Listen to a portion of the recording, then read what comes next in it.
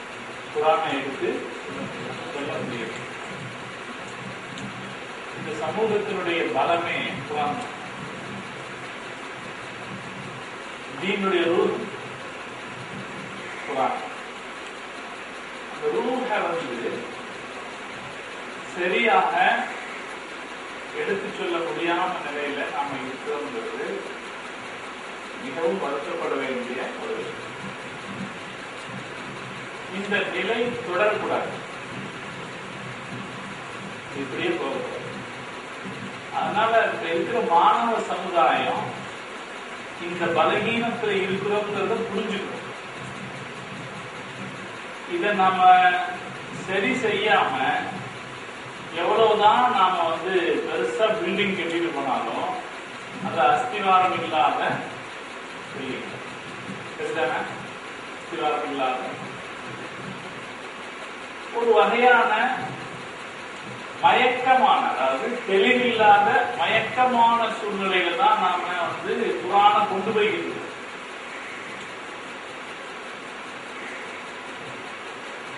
நான் சொல்றது சரியில்லாட்டி நீங்க சரியில்லைன்னு சொல்லுங்க. சரின்னா மட்டும்தான் தலையாடணும். சரியா? ஒரு வகையான மயக்கமா தான் நம்ம என்ன செஞ்சுட்டு இருக்கோம், குர்ஆனை கொண்டு போயிட்டு. ஒரு ஃபாத்திஹா சூராவுடைய பொருள் கூட முஸ்லிம் சமுதாயத்திற்கு தெரியாது. சரியா? தெரியாது.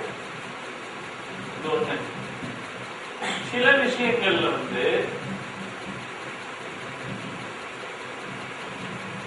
ஏதோ ஒரு பிரபலமான மஷூரான கருத்தின் அடிப்படையில குர்ஆன் பேசப்படுது. மஷூரான கருத்தின் அடிப்படையில குர்ஆன் பேசப்படுது. உதாரணத்துக்கு நான் சொல்றேன், நீங்க அர்த்தம் செய்யணும். சரியா? வஅதஸிமு பிஹப்லில்லாஹி ஜமீஆ, இது அதிகமாக பேசப்படக்கூடிய ஒரு குர்ஆனுடைய வசனம் இல்லையா? சரிதானா? சமூகத்தில் ரொம்ப அதிகமா பயன்படுத்தப்படக்கூடிய வசனங்கள்ல இது வஅதஸிமு பிஹப்லில்லாஹி ஜமீஆ. இதுக்கு என்ன அர்த்தம் சொல்லுது? எத்தனாவது குர்ஆன்? அவரு பின்னாடி பேர் என்ன அர்த்தம்? அல்லாஹ்வுடைய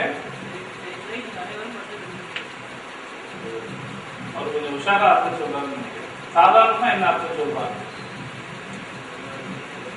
சாதாரணமா என்ன அர்த்தம் சொல்றாங்க மக்கள் மத்தியில்? ஒற்றுமையினம் சொல்லுங்க. ஒற்றுமையினம் கயிற்றை பற்றி சொல்றாங்க. அவர் நான் கொஞ்சம் உஷார் பண்ணிட்டதுனால என்ன செய்யறாரு, என்னவோ இருக்கிறது மேட்ரு அப்படின்னு சொல்றாரு இல்லையா? ஒற்றுமை எனும் கயிற்றை பற்றி பிடியுங்கள் அப்படின்னு சொன்ன போது என்ன நடந்துச்சு? இதுல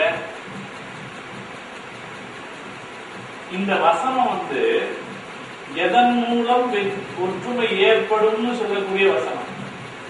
ஆழமான பொருள் சொறிவுள்ள முஸ்லிம் சமுதாயம் எதன் மூலம் ஒற்றுமை அடைய முடியும் என்று சொன்ன வசனம். ஆனா இதுக்கு வெறுமனே இப்படி ஒற்றுமை எனும் கயிற்றை பற்றி பிடியுங்கள் அப்படின்னு சொன்னதுனால என்ன ஆகி போச்சு, அது வெறும் போர்டில் எழுதப்படக்கூடிய வசனமா இருந்ததே தவிர ஒற்றுமை எப்படி ஏற்படுங்கிறது, இந்த ஒற்றுமை எனும் கயிற்றை பற்றி பிடியுங்கிறது எங்க இருக்கு? இதுல இந்த ஆயத்துல எங்க இருக்கு? எங்கேயாவது இருக்கா? அப்புறம் எப்படி இது வந்துச்சு? இவ்வளவு காலமும் ஆளுங்கள் கூட இந்த ஆயத்துக்கு அர்த்தம் சொல்லும் போது இப்படிதான் சொன்னாங்க, ஒற்றுமையிலும் கயிற்றை பற்றி பிடியுங்கள் அப்படின்னு சொன்னாங்க. இது ஒரு சின்ன உதாரணம். குர்ஆனை நாம் விளங்குறதுலையும் அதை விளக்கி வைக்கிறதுலையும் ஒரு வகையான மயக்கத்துக்கு நாம ஆளாகி இருந்தோம் அப்படிங்கிறதுக்கு ஒரு சின்ன உதாரணம். இதுல என்ன தெரியாம போச்சு, ஒற்றுமையிலும் கயிற்றை பற்றி பிடியுங்கள் அப்படிங்கிற கருத்துக்கும் வஅதஸிமு பிஹப்லில்லாஹி ஜமீஆன்ற வார்த்தைக்கும் என்ன தொடர்பு நாம யோசிக்கவே இல்லை இல்லையா? இப்ப நான் கொஞ்சம் உஷார் பண்ணணும்னா அவர் என்ன செய்தாரு, அந்த பையன் யோசிச்சு என்ன அர்த்தம் சொன்னாரு? அல்லாஹ்வின் கயிற்றை ஒற்றுமையாக பற்றி கொள்ளுங்கள். இங்கதான் என்ன தகவல் வருது, அல்லாஹ்வின் கயிறு அப்படிங்கிற விளக்கம் வருது. சரியா? அல்லாஹ்வின் கயிறுங்கிற பேச்சு முதல் சொன்ன தர்ஜுமால வந்துச்சா? இதுதான் அல்லாஹ்வின் கயிறுங்கிற வார்த்தை வருது. இப்ப சமூகம் என்ன செஞ்சிருந்தா, குர்ஆன்ல என்ன இருக்குதோ அதை அப்படியே சொல்லி இருந்தா ஜனங்க என்ன கேட்டிருப்பாங்க, அல்லாஹ்வின் கயிறுனா என்னன்னு கேட்டிருப்பாங்க. கேட்டிருப்பாங்களா இல்லையா?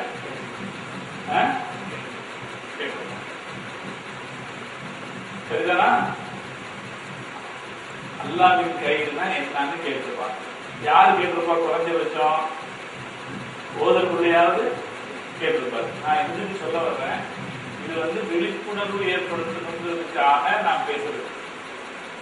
இது ஒரு பாடம் கிடையாது. இது முதல் முயற்சி தான். தஃசீருங்கிற விஷயத்துல நம்ம எடுத்துக்கொண்ட ஒரு முதல் முயற்சி. உங்களுக்கு இடையே ஒரு விழிப்புணர்வு இதுல வரணும் அப்படிங்கிறதுக்காக நாம எடுத்துக்கொள்ளக்கூடிய ஒரு முதல் முயற்சி. தஃசீர் நாம எல்லாரும் படிக்கிறோம். நீங்க தஃசீர் ஜலாலன் படிக்கிறீங்க, தஃசீர் இப்னு கதீர் படிக்கிறீங்க, குர்துபி படிக்கிறீங்க, தபரி எல்லாம் படிக்கிறீங்க. அப்படி படிக்கிற போது அதெல்லாம் குர்ஆனுக்கு பல்வேறு டைமென்ஷன்கள்ல பொருள் சொன்ன பெரிய நூல்கள், பல்வேறு டைமென்ஷன்கள்ல பெரிய பெரிய நூல். இதையெல்லாம் நாம லஃப்லி இபாரத்துகளை படிச்சு அர்த்தம் விளங்கிடுறோம். ஆனா பேசிக்காக என்ன இல்லைன்னா ஒரு விழிப்புணர்வு இல்லை. அதுக்காக சொல்லலாம், அந்த விழிப்புணர்வு வந்துடணும் அப்படிங்கிறதுக்காகத்தான் நம்மளுடைய இந்த கிளாஸ். புரிஞ்சுதா? விழிப்புணர்வுக்கு நான் ஏற்கனவே உங்களுக்கு ஒரு உதாரணம் சொல்லியிருக்கேங்க. ஒரு குதிரை படம், ஒரு குதிரையினுடைய படத்தை காமிச்சு இந்தியாவில் கேட்டாங்க, ஒரு வாட் இஸ் திஸ் அப்படின்னு கேட்டாங்க. ஒரு குழந்தை சொல்லிச்சு இருந்துச்சு, திஸ் இஸ் ஏ ஹார்ஸ், இது ஒரு குதிரை அப்படின்னு சொல்லிச்சு. இதே அமெரிக்காவில் போய் படத்தை காமிச்சு வாட் இஸ் திஸ் அப்படின்னு கேட்டாங்க. அப்ப அந்த குழந்தை சொல்லிச்சான், this is a picture of horse அப்படின்னு. This is a picture of horse அப்படின்னு. இது குதிரையினுடைய படம். ரெண்டு கடையில் என்ன இருக்கு? டிஃபரெண்ட். ஒரு சின்ன விழிப்புணர்வு. இந்த விழிப்புணர்வு தான் நமக்கு இன்னைக்கு தேவை. விழிப்புணர்வு இல்லாம போனதுனாலதான் நாமளும் எப்படி வர்றோம்னா ஒரு வகையான மயக்கத்திலேயே படிச்சுட்டு வர்றோம். படிச்சுட்டு வந்து நாமளும் என்ன செஞ்சுட்டு இருக்கோம்? இனி நீங்க வாழ்க்கை சிமூபி அப்படி இல்ல, இங்க என்ன அர்த்தம் பண்ண மாட்டீங்க, அர்த்தம் பண்ண மாட்டீங்க, பண்ணுவீங்களா? இது என்ன செய்யுது? இந்த மொழிபெயர்ப்பு என்ன செய்யுது? இதனுடைய உண்மை, அதனுடைய யதார்த்தம் என்ன, எவ்வளவு பெரிய உண்மையை சொல்லுதுங்கிறத மறைச்சிருக்கு. நீங்க அல்லாஹ்வின் கயிற்றை பற்றி பிடியுங்கள், அல்லாஹ்வின் கயிற்றை ஒற்றுமையாக பற்றி பிடியுங்கள் சொல்லி இருந்தா மக்கள் என்ன கேட்டிருப்பாங்க? அல்லாஹ்வின் கயிறுனா என்னன்னு கேட்டிருப்பாங்க. அல்லாஹ்வின் கயிறுங்கிறது என்ன? ஹபலுல்லாஹி பில்லாஹ். அல்லாஹ்வுடைய கயிறு என்னது? இப்ப வாங்க, இப்ப எத்தனை கருத்து வரும்? இதுதான் இல்மு. இதுதான் ஒரு விஷயத்தை சரியாக பார்க்க ஆரம்பித்தால் அதிலிருந்து இல்மு பிறக்கும். சரிதானா? என்ன சொன்னீங்க? அப்துல்லாஹ் என்ன அர்த்தம்? இஸ்லாம். எத்தனை பேர் இஸ்லாம் அர்த்தம் தெரியுது? 3 பேர். வேற அப்துல்லாஹ் என்ன அர்த்தம்? யாராவது தேடி இருக்கீங்களா? சரி, தேடினீங்களா? குர்ஆன் விஷயத்துல நான் இது பாடம் கிடையாது. நான் நிறைய தகவல் சொல்றேன்.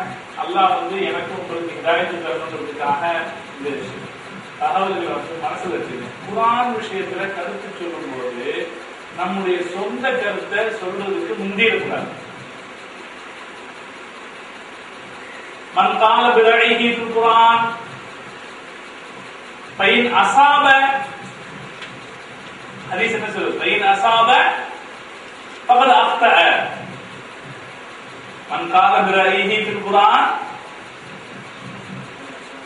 فإن أصاب فقد أخطأ.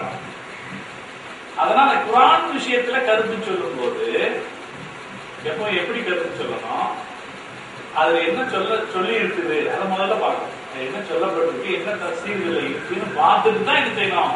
கருத்து சொல்லணும். அல்லாம என்ன செஞ்சிடக்கூடாது? கருத்து சொல்லக்கூடாது. இது ஒரு பாடம். இந்த பாடத்தை நான் எப்ப எடுத்துக்கிட்டேன்னா, நான் பட்டமெல்லாம் நம்ம சனதெல்லாம் வாங்கி பல வருஷங்களுக்கு பிறகு தஃசீர் சொல்றது அப்படின்னு இறங்கும் போது நமக்கு சில கருத்து தோணும். ஆயத்துகள், அந்த ஆயத்துகள் என்ன சொல்றது, சில கருத்துக்கள் நமக்கு தோணும். ஆனா அது ஆபத்து. அதாவது நல்லதுன்னு ஒண்ணு இருக்கு. நல்ல குரான்ல நல்லது செய்து கருத்து சொல்றதுன்னு ஒண்ணு இருக்கு. அது நல்லதுன்றது எப்படின்னா குரானை பார்த்து தஃசீரை விளக்கி அதுக்கு மேல வரக்கூடிய நல்லது. அப்படி அந்த நல்லது இல்லாம சாதாரணமா சும்மா ஒரு கருத்து தோணும், அதுக்கு ஒரு குரான் ஆயிட்டு நமக்கு செட்டப் பண்ணணும், நம்ம செட்டப்பா வரும். அப்படி செட்டப் பண்ணிடக்கூடாது. அப்படி செட்டப் பண்றதை தவிர்த்து கொள்ளணும். அதுக்கு நம்ம முதலே முயற்சி செய்யணும். நம்ம நிறைய துவா செய்யணும். குரானுடைய ஈவு வேணும்னு துவா செய்யணும். நான் ஆரம்பத்தில் உங்களுக்கு ஒரு விஷயத்தை சொன்னேன். இன்றைய சமுதாயத்தினுடைய பெரிய பலவீனம் நம்முடைய உலமாக்கள் குரானை சரியாக புரிந்து கொள்ளாமல் இருக்கிறது. இப்படி இந்த நிலையில இருந்து யாரெல்லாம் எங்களை காப்பாற்று அப்படின்னு ஒவ்வொரு தடவை தப்சீரை விரிச்சு வைக்கும் போது நாம துவா செய்யணும். இது பல வருஷங்களுக்கு பிறகு நாம உணர்ந்த அனுபவம். அதனால யோசிச்சு பதில் சொல்லணும். நாம பார்த்துருக்கோம். ஹபருல் அவருக்கு அர்த்தம் யாரும் பார்த்திருக்கீங்களா? எங்க வருது இந்த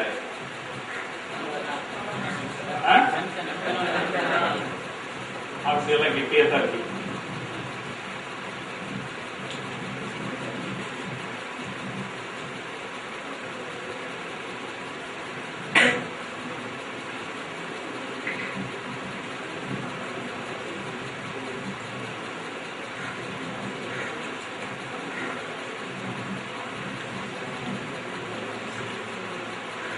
அபுல்லாவுக்கு அர்த்தம் பார்த்துட்டீங்களா?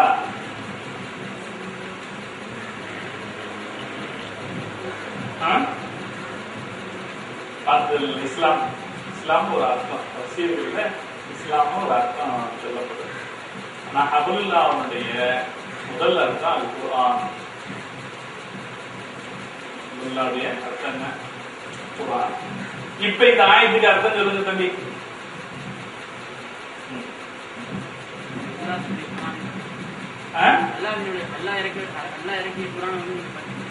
எப்படி அர்த்தம் சொல்லணும்? அல்லாஹ்வுடைய கையிலாக இருக்கிற திருக்குர்ஆனை ஒன்றாக பற்றிக் கொள்ளுங்கள்.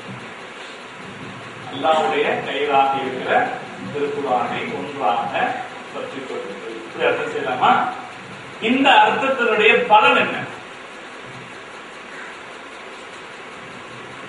திருக்குர்ஆனுக்கு ஒரு சிறப்பு இருக்குது. குர்ஆன் ஒரு விஷயத்துக்கு அறிவுரை சொல்லும். அந்த விஷயத்துக்கு அந்த அறிவுரையை பின்பற்றி நடப்பதற்கான வழிமுறையும் சொல்லும். எல்லா வசனங்களையும் பார்க்கலாம். இதை ஒரு கைட்லைனா நீங்க வச்சுக்கலாம். குர்ஆன் ஒரு விஷயத்திற்கு அறிவுரை சொல்லும், அந்த அறிவுரைக்கான வழிமுறையும் சொல்லும். யா அய்யுஹல்லதீன ஆமனு தக்குல்லாஹ் வகூனு மஅஸ் ஸாதிகீன். சொல்லி முடிச்சிட்டோம். யா அய்யுஹல்லதீன ஆமனு தக்குல்லாஹ் வகூனு மஅஸ் ஸாதிகீன். இந்த ஆயத்து என்ன சொல்லுது? கடைசியில் இருக்கிற தம்பி தமிழ் தானே? இங்க இருக்கிறவங்களுக்கு எல்லாருக்கும் தமிழ் தெரியும் இல்லையா? உங்கள்கிட்ட பேசுற அளவுக்கு எனக்கு அரபி தெரியாது, உருதுவும் தெரியாது. சரி சொல்லுங்க.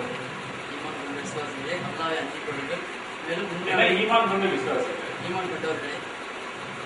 எதுக்கு 2 தடவை ஈமான் கொண்ட விசுவாசிகள்? இதுதான் சொல்றேன். எல்லாத்தையும் திருத்தணும். மொழிபெயர்ப்புல என்ன செய்யலாம்? ஈமான் கொண்ட விசுவாசிகளேன்னு சொன்னது திருத்தணும். ஒண்ணு என்ன சொல்லுங்க? விசுவாசிகள் அல்லது ஈமான் கொண்டவர்கள், அல்லது கொஞ்சம் லேட்டஸ்டா சொல்றது நம்பிக்கையாளர்கள்.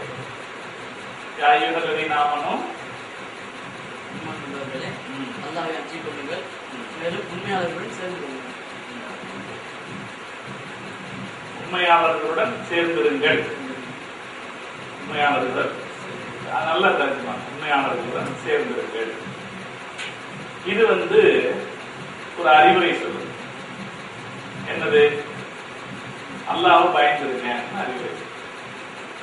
அறிவுரை சொல்றதோட அந்த பயம் எப்படி வரும் அப்படிங்கிற வழிமுறையையும் சேர்த்து சொல்லுகிறது.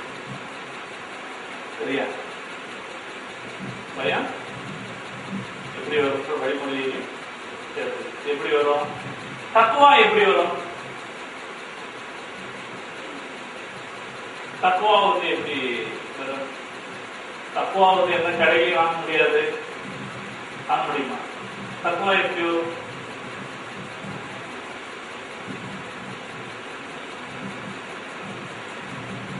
தக்குவா எப்படி வரும்? பேர் என்ன? தாங்கிட்டு சரி. எந்த ஊர்? தக்குவா எப்படி வரும்? அது என்ன வருது? நல்லவர்களோட சேர்ந்து இருக்கிற போது தக்குவா வரும். நல்லவர்களோட சேர்ந்து இருக்கிறது குர்ஆனை கவனிக்கும் போது ரொம்ப அர்த்தமா கவனிக்கும். நல்லவர்களோட சேர்ந்து இருக்கிற போது தக்குவா வரும். அப்ப இந்த ஆயத்துல என்ன இருக்குது? ஒரு அறிவுரை இருக்கு.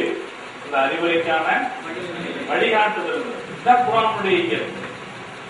ஒரு அறிவுரையும் அதற்குரிய வழிகாட்டுதலும் அதில் இருக்கிறது. இதுதான் உண்மை. தக்குவாவை எப்படி பழக்கணும்? ஒண்ணு இல்லை. நாங்க ஓதி கொடுத்த மதரசால வந்து ஒருத்தர் இருந்தாரு, அப்துல் கபூர் பாய். நான் அவர் பேரை ஏன் சொல்றேன்னா அல்லாஹ் அவருடைய பாவத்தை மன்னிக்கணும். அந்த மாதிரி ஆளு.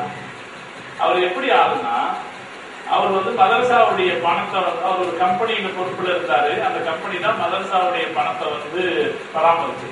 அவர் எப்படிப்பட்ட நபர்னா, ஒரு 10,000 ரூபாய் நீங்க அவருக்கு கொடுத்து வச்சுட்டு 6 மாசம் கழிச்சு கேட்டா கேட்ட உடனே கொடுத்துருவாரு. பெரிய சின்ன கொடுப்போம், கொடுக்கும்போது வாங்கி வைப்பாங்க. 6 மாசம் கழிச்சு போய் கேட்டா என்ன சொல்லுவாங்க? குறைஞ்சபட்சம் இருங்க, சாயந்தரம் ஏற்பாடு பண்ணிடுறேன் சொல்லுவாங்க. இவர் அப்படி இல்லை, அப்பவே கொடுத்துருவாரு. அப்பவே கொடுத்துருவாரு மட்டும் இல்ல, நீங்க எந்த நோட்டை கொடுத்தீங்களோ அந்த நோட்டையே திருப்பி 10,000 ரூபாய் நீங்க அவர் கையில கொடுக்கும் போது எந்த நோட்டை கொடுத்தீங்களோ அதே நோட்டை திருப்பி. அப்ப என்ன அர்த்தம்? உங்கள்கிட்ட வாங்கின நோட்டை அப்படியே லப்பர் பேண்ட் போட்டு கெட்டி உலர வச்சிருவாரு, தொடமாட்டார். இதை பார்க்கும்போது என்ன வரும்?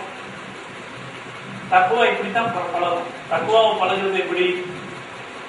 தக்குவா எல்லாம் இதெல்லாம் சேர்ந்ததான தக்குவா. தக்குவாவை பழகுறது எப்படின்னா, இப்படி ஒரு ஆளை பார்க்கிற போது எப்படி நடக்கணும் அப்படின்னு பழக்கணும். அதிகமாக தொழக்கூடியவரை பார்த்தால் நாமும் அதிகமாக தொழணும் அப்படிங்கிற எண்ணம். அதிகமாக நோன்பு வைக்கக்கூடியவரோட இருந்தா நாமளும் அதிகமாக நோன்பு வைக்கணும். அதிகமாக இல்மை படிக்கக்கூடியவரோட இருந்தா நாமும் அதிகமா இல்மை படிக்கணும். யாரோட நாம சேர்றோமோ அவங்கள மாதிரி தான் நாம இருப்போம். சரியா? நல்லவர்களோட சேர்ந்து இருக்கிற போது நாம எப்படி இருப்போம்? இதுக்கு இடையில இப்ப நான் ரொம்ப சிம்பிளா இதுக்கு அர்த்தம் சொல்லிட்டு போயிட்டேன். நல்லவர்களோட சேர்ந்துருங்க, நீங்கள் முத்தத்தியாக ஆகிவிடுவீர்கள் சொல்லிட்டேன். இதுக்கு மேல இன்னும் விவரிக்கணும்னா நீங்களா இன்ஷா அல்லாஹ் இனி போய் சாதிக்கு அப்படிங்கிற வார்த்தைக்கு என்ன அர்த்தம்னு தேடிப்பாங்க. சாதிக்குங்கிற வார்த்தைக்கு சிதுக்குனா என்ன அர்த்தம்? உண்மைன்னு அர்த்தம். இப்ப இந்த வார்த்தைக்கு அல்லாஹ் வந்து நீ முத்தத்தியாக இரு, உண்மையாளர்களோட இருக்க, இந்த உண்மையாளருக்கு என்னெல்லாம் அர்த்தம் இருக்கு? உண்மைங்கிற வார்த்தை எதையெல்லாம் குறிப்பிடுது என்று பார்த்தா இதனுடைய விளக்கம் என் குர்ஆனுடைய கருத்து என்னங்கிறத நாம புரிந்து கொள்ளக்கூடிய ஒரு சூழ்நிலை. இது வந்து இடையில சொன்ன உதாரணம். இது வந்து ஒரு தத்துவத்தை விளக்குறதுக்கு நாம சொன்ன உதாரணம். என்ன தத்துவம்? குர்ஆன் ஒரு அறிவுரை சொல்லும், அதற்குரிய வழிகாட்டுதலும் அதை சேர்ந்திருக்கணும். நாம எதை பேசிட்டு இருந்தோம்? எதை நம்ம பேசிட்டு இருந்தோம்? வாஅத்தஸிமு பிஹப்லில்லாஹி ஜமீஆ. அதான் பேசிட்டு இருந்தோம். வாஅத்தஸிமு பிஹப்லில்லாஹ். அது குர்ஆன் ஒரு அறிவுரை சொல்லுது, நீங்கள் ஒற்றுமையாக இருங்கள் என்று ஒரு அறிவுரை சொல்லுது. அந்த ஒற்றுமைக்கு எப்படி ஏற்படுங்கிற காரணத்தையும் சொல்லுது. என்ன காரணம்? எப்படி ஒற்றுமை ஏற்படும்? பிஹப்லில்லாஹ், அல்லாஹ்வுடைய கயிற்றின் மூலம் ஒற்றுமை ஏற்படும். ஹப்லில்லாஹ்ங்கிறது என்ன? இனி நீங்க போய் தொழாமணும். என்ன தொழாமணும்? ஹப்லில்லாஹ்வுக்கு ஜலாலைன் கார்ல என்ன அர்த்தம் சொல்றாரு? ஹப்லில்லாஹ்வுக்கு இதெல்லாம் தொலாவி பார்த்தோம்னா நம்முடைய இல்மு தானா பெறும். குர்ஆனை போல நம்முடைய இல்மை பெருக்கக்கூடிய சக்தி வேற எதற்கும் இல்லை. நம்ம இன்ஷா அல்லாஹ் பின்னாடி பார்ப்போம். இப்ப என்ன நம்ம பார்த்துட்டோம். இப்ப ஹபருல்லாவுக்கு என்ன அர்த்தம்? அல்லாஹ்வுடைய வேதம் குர்ஆன் என்ற அர்த்தம். குர்ஆனை பற்றுவதன் மூலம் ஒற்றுமைப்படுங்கன்னா அப்ப இது என்ன சொல்ல வருது? இந்த சமுதாயம் எதுலதான் ஒன்றுபட முடியும்? குர்ஆனின் வழியில தான் இந்த சமூகம் ஒன்றுபட முடியும். அப்ப எப்படி என்ன அர்த்தம் அதுக்கு? குர்ஆனின் வழியில தான் ஒன்றுபட முடியும்னா என்ன அர்த்தம் அதுக்கு? அதுக்கு என்ன கருத்து இருக்கு? எல்லாரும் குர்ஆன்ல நின்றணும். குர்ஆன் என்ன சொல்லுதோ அந்த கருத்துல நின்றணும். அதுல என்ன செய்யக்கூடாது? தாண்டி போகக்கூடாது. எல்லாரும் குர்ஆனுடைய கருத்துக்கு வந்துட்டீங்கன்னா என்ன செஞ்சிடலாம்? ஒன்றுபட்டு போகலாம் அப்படிங்கிற கருத்து அதுல கிடைக்கிறது. குர்ஆனை பற்றி கொண்டால் என்ன செய்ய? சமுதாயத்தில் ஒற்றுமை ஏற்படும். இனி நீங்க ஆய்வு செய்யணும். குர்ஆனை பற்றி கொண்டால் ஒற்றுமை ஏற்படும் அப்படிங்கிறது எப்படி? யார் ஆய்வு செய்ய வேண்டிய விஷயம்? நீ வரக்கூடிய தலைமுறை ஆய்வு செய்ய வேண்டிய விஷயம். இப்ப நான் அதை பேசினேன்னா அது பயானா போயிடும். சரிதானே? அது பயானா போயிடும். சமுதாயம் எப்படி ஒன்றுபட முடியாது? முஸ்லிம் சமுதாயம் மொழியின் அடிப்படையிலே ஒன்றுபட முடியாது. முஸ்லிம் சமுதாயத்தை யாராவது நாமெல்லாம் அரபிகள் வாங்கன்னு கூப்பிட்டா இந்த சமுதாயம் ஒன்னா சேராது. நாமெல்லாம் இந்திய நாட்டுக்காரர்கள் எல்லாம் ஒன்னா வாங்க அப்படின்னு கூப்பிட்டா இந்த சமுதாயம் ஒன்னா சேராது. நாமெல்லாம் இந்த தேச ஐரோப்பியர்கள் எல்லாம் ஒன்னா வாங்கன்னு கூப்பிட்டா இந்த சமூகம் ஒன்னா சேராது. நாமெல்லாம் குர்ஆனுக்கு சொந்தக்காரர்கள் எல்லாம் ஒன்னா வாங்கன்னு கூப்பிட்டா சமுதாயம் ஒன்னா சேரும். சமுதாயத்தை ஒன்று திரட்டுவதற்கான அம்சம் எதில்தான் இருக்கு? ஜமியா அப்படிங்கிறது இந்த சமூகம் எதன் அடிப்படையிலே ஒன்று திரள முடியும் அப்படின்னு செய்தியை சொல்லும் போது நாம என்ன செஞ்சுட்டோம்? யோசிக்க வைக்குது இல்லையா?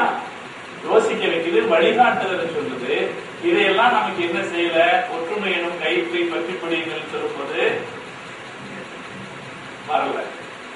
என்ன இதுல நாம விளக்குறது என்ன? சமுதாயம் சொன்னா நம்ம ஆளும் சமுதாயம் குர்ஆனை புரிந்து கொள்வதில் ஒரு மயக்க நிலையில தான் இன்றைக்கு இருக்கு.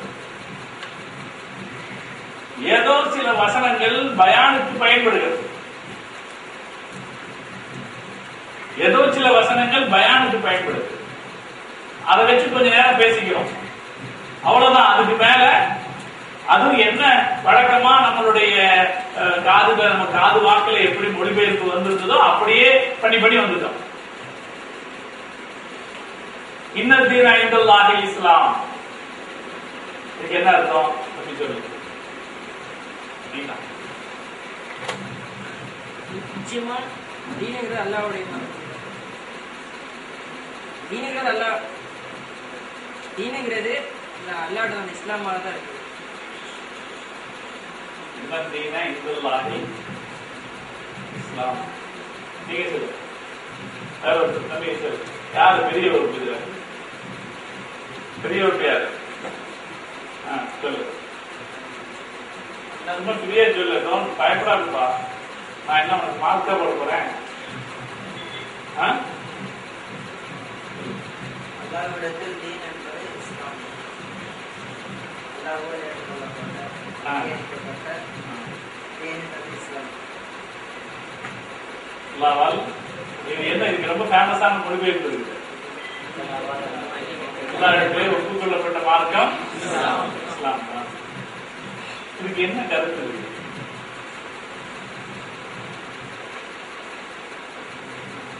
கருத்து என்ன பார்த்து சொல்லு. இதெல்லாம் ரொம்ப ஃபேமஸா நம்ம பயன்படுத்துற வார்த்தை தானே. இதுக்கு என்ன கருத்து இருக்கு? இஸ்லாம் ஒண்ணுதான் தீன், அது எதுவுமே தீன் கிடையாது.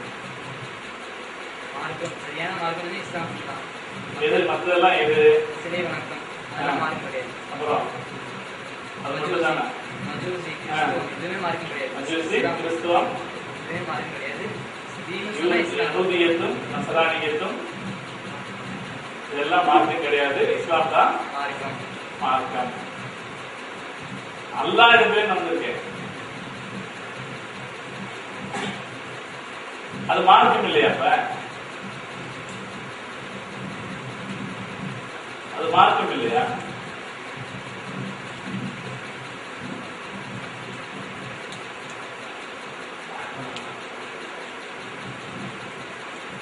அது மார்க்கம் இல்லையா?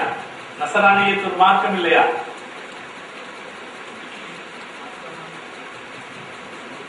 என்ன அதெல்லாம் ரொம்ப யோசிக்காத. ரொம்ப சிம்பிள் மேட்டர். என்னன்னா முதல்ல இந்த ஒப்புக்கொள்ளப்பட்டது அந்த இடையில அந்த இன்னமாவுக்கு இடையில வந்து என்ன பண்ணணும்? தஃசீர்ல நீங்க இப்னு கசீர் எடுத்து பாத்தீங்கன்னா அது போட்டிருப்பாங்க, மனிதர்களிடமிருந்து அல்லாஹ் ஏற்றுக்கொள்ளக்கூடியது இன்னமா எத்தகப்பல்லாஹு அப்படின்னு ஒரு வாசகம் எதுல இருக்கு? இப்னு கசீர்ல இருக்கு. இன்னமா எத்தகப்பல்லாஹ் பாத்திருக்கீங்களா? எங்க வருது இந்த ஆயத்து?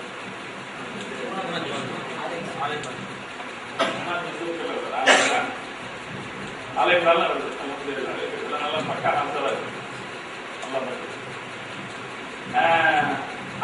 வருது.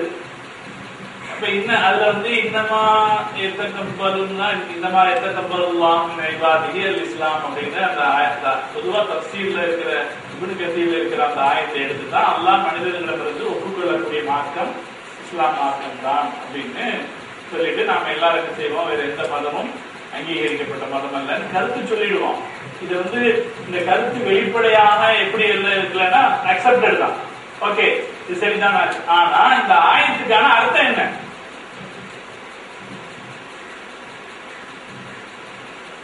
அல்லாஹ் இடத்துல தீனுங்கிறது இஸ்லாம் தான். அப்படின்னா என்ன அர்த்தம்? அல்லாஹ் இடத்துல ஒரே தீன் தான். அல்லாஹ் இடத்துல ஒரே தீன் தான். ஆதம் அலைஹிஸ்ஸலாத்துல இருந்து முஹம்மது ஸல்லல்லாஹு அலைஹி வஸல்லம் வரைக்கும்.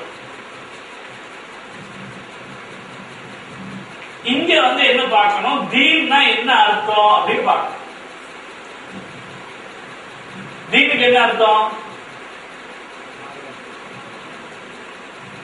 நான் ஏன் இப்படி கேட்கிறேன்னா நம்மளோட கவனம் விரிவடையணுங்கிறதுக்காக. நான் சொல்றது புரியுதா தம்பிகளா? நம்மளோட கவனம் விரிவடையணும். நாம படிக்கிற காலம் வந்து கொஞ்ச காலம், நாம படிக்கிற விஷயம் பெருசு. அப்படி பெருசான பெரிய விஷயத்த கொஞ்ச காலத்துல படிக்கும் போது நம்மளுடைய கவனம் வந்து விரிவடைஞ்சிருக்கு. அப்படி இருந்தா தான் நாம மார்க்கத்தை நாம சரியா விளங்கி கொண்டவங்களா இருக்கணும். புரியுதா? அதுக்காகத்தான் நான் திரும்ப திரும்ப உங்களை பார்த்து கேள்வி கேட்டுட்டே இருக்கேன். இன்னும் ஒரு கேள்வி கேட்கவே வந்திருக்காருன்னு நினைச்சிருக்கேன். சொல்லிக் கொடுக்க வந்தா கேள்வி கேட்டுட்டே இருக்காரு. தீன்னா என்ன அர்த்தம்?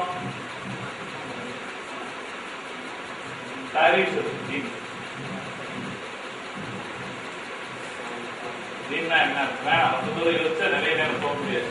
அதுக்குள்ள பசி வந்து நல்ல வாட்ச் வைக்கலையே. வாட்ச் இருந்தா பார்த்துக்கிட்டு நம்மெல்லாம் எப்படின்னா பயான் பண்ணும்போது முன்னாடி வாட்ச் வச்சிருக்கோம். அப்பதான் நமக்கு வண்டி எங்க நிறுத்தணும் அப்படின்னு தெரியும். பார்த்துக்கலாம், கையில் இருக்கிறாரு. சரி, தீன்னா என்ன அர்த்தம்? அடிப்படையான கொள்கைகளும் அடிப்படையான சட்டங்களும்.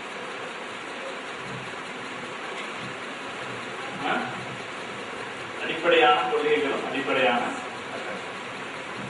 அடிப்படையான கொள்கைகளும் அடிப்படையான சட்டங்களும் அல்லாஹ் இடத்திலே ஒன்றுதான்.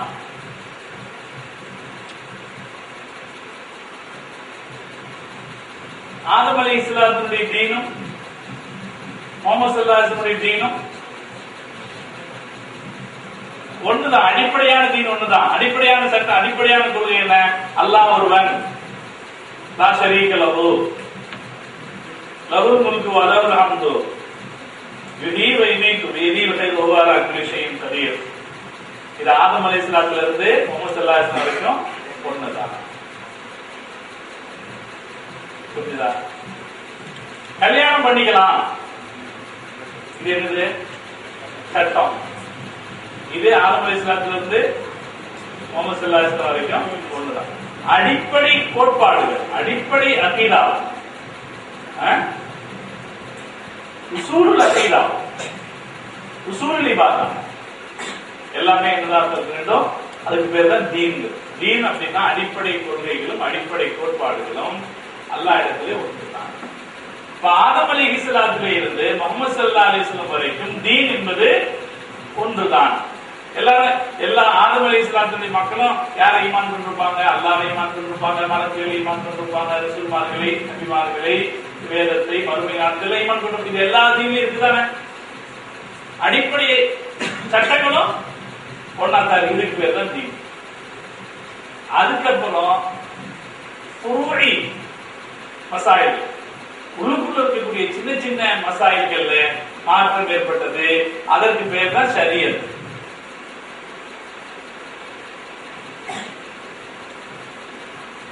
அதுக்கு பேர் ஷரியத். இந்த ஷரியத்துல ஆதம் அலைஹிஸ்ஸலாத்துடைய ஷரியத்துல ஒரு மாதிரி இருந்தது, முஹம்மது ஸல்லல்லாஹு அலைஹி வஸல்லம் ஷரியத் வேறு மாதிரி இருந்தது, மூசா அலைஹிஸ்ஸலாமுடைய ஷரியத் வேறு மாதிரி இருந்தது. இப்ப ஷரியத் எல்லாம் பலது, ஷரியத் பலது, தீன் ஒன்று. இன்னதீன இன்தல்லாஹி இஸ்லாம் என்றால் அதனுடைய அர்த்தம் ஷரியத். அதனாலதான் கல்யாணம் பண்ற விஷயத்துல ஆதம் அலைஹிஸ்ஸலாத்துடைய ஷரியத் வேற, ரசூல் ஸல்லல்லாஹு அலைஹி வஸல்லம் ஷரியத் வேற, நஜீசுகளை சுத்தம் பண்றதுல மூசா அலைஹிஸ்ஸலாமுடைய ஷரியத் வேற, முஹம்மது ஸல்லல்லாஹு அலைஹி வஸல்லம் ஷரியத் வேற. இப்ப ஷரியத் பலது, தீன் இன்னதீன இன்தல்லாஹி இஸ்லாமுடைய அர்த்தம். இந்த அர்த்தம் இதுனா இப்படி அர்த்தம் விளங்கிக் கொள்ள முயற்சி செய்கிற போது குர்ஆனுடைய யதார்த்தமான கருத்து நமக்கு புரியும், மேலும் நம்முடைய அறிவு வளரும். இப்ப நம்ம சமூகம் என்ன சொல்லிட்டு போயிட்டு இருக்கு, நீங்க வேற மாதிரி அர்த்தம் சொல்லும் போது இந்த பேச்செல்லாம் வரும். அல்லாஹ் இடத்துல அங்கீகரி, அல்லாஹ் இந்த தீனாக இந்த ஒரே தீனைத்தான் அங்கீகரித்திருக்கிறார். இந்த தீனைத்தான் அல்லாஹ் அங்கீகரித்திருக்கிறார். இது தவிர வேற தீனை அல்லாஹ் அங்கீகரி, ஒரே தீன் தானே. ஷரியத்துல முஹம்மது ஸல்லல்லாஹு அலைஹி வஸல்லம் ஷரியத் தான் இப்போதைக்கு அங்கீகரிக்கப்பட்டது, அதுதான் இப்போதைக்கு நாசிர், மற்றதெல்லாம் மன்சூர். இதுதான் இந்த ஆயத்தை சரியாக புரிந்து கொள்ளக்கூடிய ஒரு வழி. ஆனா நாம என்ன செய்திருக்கோம்னா, அந்த பிரபலமான மொழிபெயர்ப்புகளை வைத்து அந்த அதன் வழிபடையில அதுக்கு மேல யோசிக்காததுனால நம்ம ஒரே மாதிரி சொல்லிட்டு போயிட்டு இருக்கோம். ரெண்டு விஷயம், ஒண்ணு குர்ஆனுக்கு உண்டான யதார்த்தமான கருத்தை நாம புரிந்து கொள்ளல, அதில் இருக்கிற அறிவையும் நாம தெரிந்து கொள்ளும். நான் ஆரம்பத்தில் சொன்னேன், நம்ம சமூகத்தில் இருக்கிற பெரிய பலவீனம் என்னன்னா, உலமாக்கள் குர்ஆனுடைய வசனங்களை சரியாக புரிந்து கொள்ளவில்லை. குர்ஆன் தான் தீனுடைய ரூல் இல்லையா?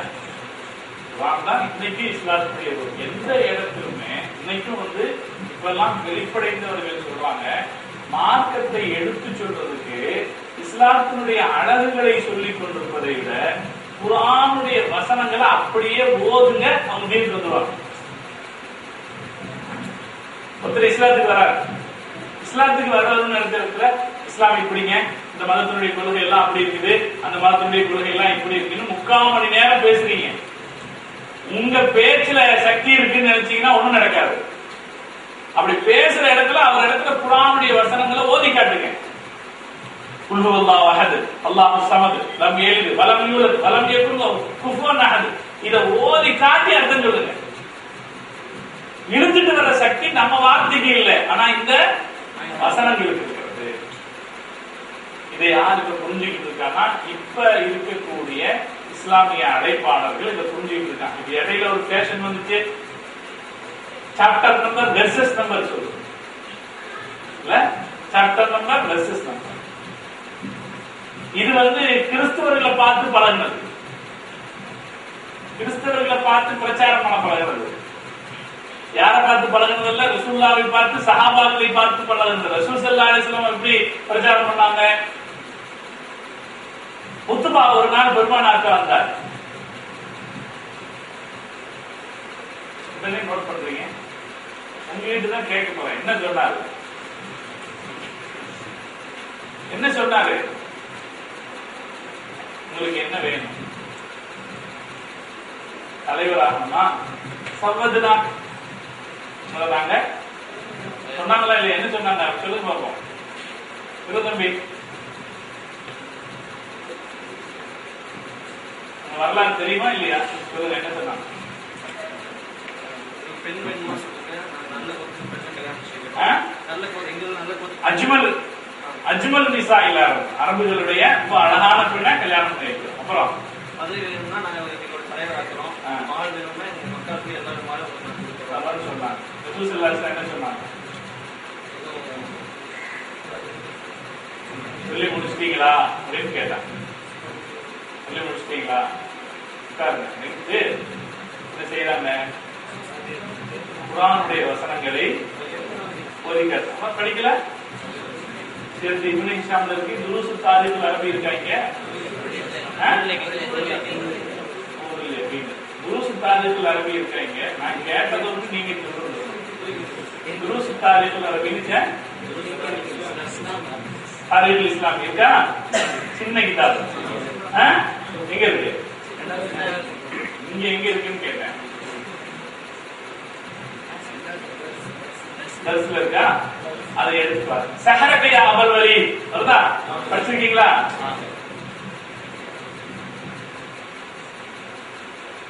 அபுல் வலீத் முஹம்மது உங்களையும் வசியத் செய்து விட்டார் அப்படின்னு அபூ ஜஹல் சொன்னான். ஏன்னா ரசூல் ஸல்லல்லாஹு அலைஹி வஸல்லம் குர்ஆனுடைய வசனங்கள் சிலர் ஓதி காமிச்சாங்க.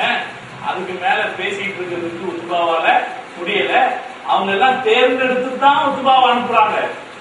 இவரே மாத்திடுவாரு, இவரு பெருமானாருடைய மனச மாத்திடுவாருன்னு தான் தேர்ந்தெடுத்து அனுப்புறாங்க. அவரும் தேர்ந்தெடுத்து வார்த்தைகளை போட்டு தான் சொன்னாரு. ரசூல் ஸல்லல்லாஹு அலைஹி வஸல்லம் குர்ஆனுடைய வசனங்களை ஓதுனாங்க. அதை கேட்டுட்டு அவர் பேசாம திரும்பி போனாரு. அவர் பார்த்து தான் சொன்னாரு, உங்களையும் மாத்திட்டாரா மனுஷன் அப்படின்னு அவங்க கேட்டாங்க. அப்ப வேலை செஞ்சது எது? குர்ஆன். நான் ஏன் இதை உங்களுக்கு சொல்றேன்னா, நம்மளே இதை புரிஞ்சுக்கல. நம்ம குர்ஆனை படிக்கிறதுக்கு தான் வந்திருக்கோம். இந்த இத்தனை ஏற்பாடு, இவ்வளவு பெரிய பில்டிங், இவ்வளவு எல்லாம் எதுக்காக? இருக்காப்பா குர்ஆனை படிக்கிறதுக்கா இல்லையா? குர்ஆனை படிக்கிறதுக்கு வந்த நம்ம கிட்ட அந்த உணர்வோட படிக்கிற நினைப்பு இல்லாம போயிட்டு, அது இப்ப எப்படி ஆயிப்போச்சு? ஒரு பரீட்சைக்கான பாடமா போச்சு. அப்படி ஆகக்கூடாதுன்னு கேட்கறதுக்காகத்தான் நான் வந்திருக்கேன். நான் வேற ஒன்னும் சொல்ல வரல. நீங்க எந்த பாடமும் நான் நடத்த போறேன்.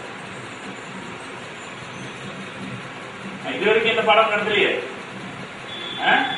இது வரைக்கும் நடத்துனா இது வரைக்கும் நம்ம சொல்ல வந்தது என்னன்னா, நம்ம இளம் ஆளுங்கள் இந்த உணர்வை சின்ன வயசுலயே நம்ம மனசுக்குள்ள கொண்டு வந்தோம்னா, இந்த வேதம் இருக்கு, இது வந்து நமக்கு தரப்பட்ட வேதம்.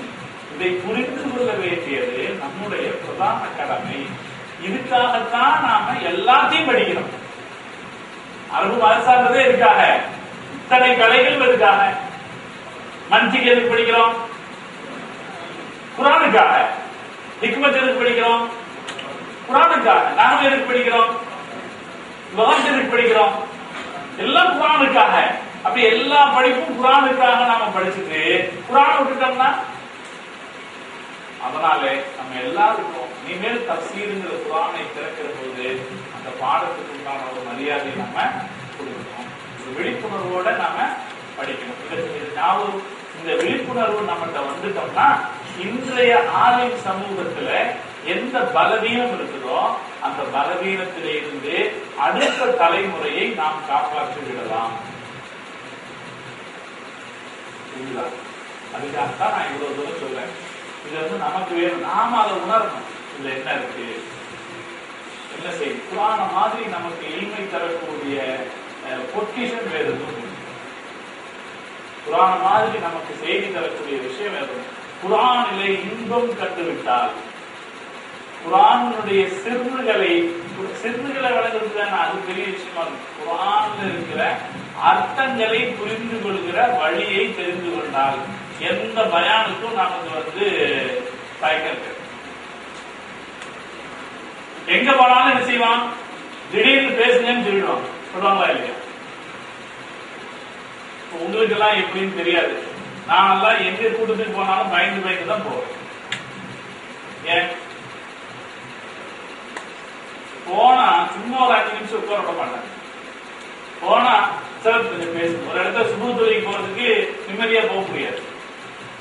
சுபு தொழிலுக்கு நிம்மதியா போக முடியாது. நம்ம பள்ளியில தொழுதா அது ஒரு கணக்கு. இன்னொரு பள்ளியில போய் தொழுது போறான்னா நிம்மதியா போக முடியாது. இந்த அஜருக்கு திரும்பி நம்ம கண்ணில் அவர் கண்ணில் நம்ம பண்ணிட்டோம்னா டக்குன்னு அதுதான் வாங்கன்னு போச்சா. என்ன ஏன்னா ஒரு பயான் செய்யணும், அதை அர்த்தமுள்ளதான் செய்யணும் இல்லையா? அப்ப அதுக்கு ப்ரிப்பரேஷன் வேணும் நமக்கு. திடீர்னு போய் உட்கார்ந்து போன இடத்துல எல்லாம் கொடுத்து பார்த்து பயான் செய்யுங்கன்னா, அதனால நம்ம எப்போ எங்க ரெடியா இருப்போம்னா ப்ரிப்பேர்டா தான் இருப்போம். அவர் சொன்னாலும் சரி சொல்லாரு. கல்யாணத்துக்கு போக முடியுது இல்லை, பெரிய தொந்தரவு. கல்யாணத்துக்கு போனா நான் எப்பவும் இப்ப எல்லாம் எப்படி பழக்கம் வச்சிருக்கேன்னா 12:20 தான் கல்யாணத்துக்கு போறது, வீட்டை விட்டு கிளம்புறது. அப்பதான் நிக்காலாம் முடிஞ்சிருக்கும்.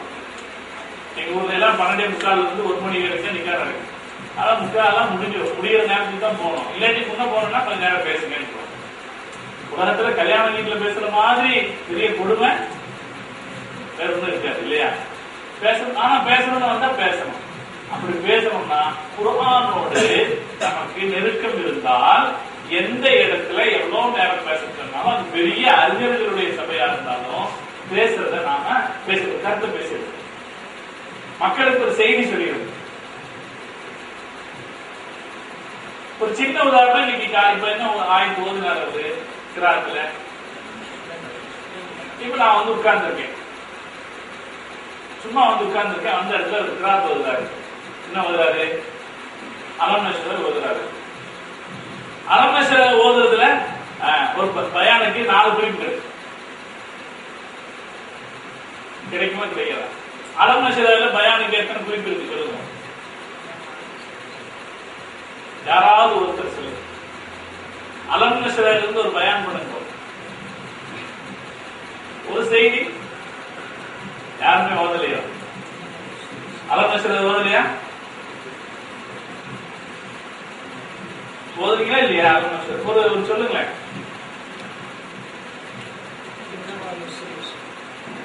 சரி, வெரி குட். அல்ஹம்துலில்லாஹ். இதான் தம்பி வேணும். சொல்லு.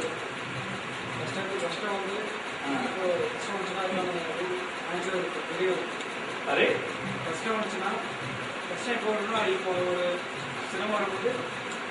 கஷ்டம் வந்துச்சுன்னா பின்னாடியே என்ன இருக்கும்? அவர் ஒன்று சொல்லிட்டாரு. சரிதானே? சிம்பிள் மேட்டர் தானே. சிம்பிள் மேட்டர் தானே. ஒரு ஆயத்து வந்து கேட்டோம்னா ஒரு செய்தி சொல்றது. யாருக்கும் கஷ்டம் வந்தா கவலைப்படாதீங்க. அல்லாஹ் வந்து எப்ப கஷ்டத்தை கொடுத்தாலும் கூடவே ஒரு லேச கொடுத்திருப்பான், ஒரு நன்மையை கொடுத்திருப்பான். சரி, நீங்க சொல்லுங்க.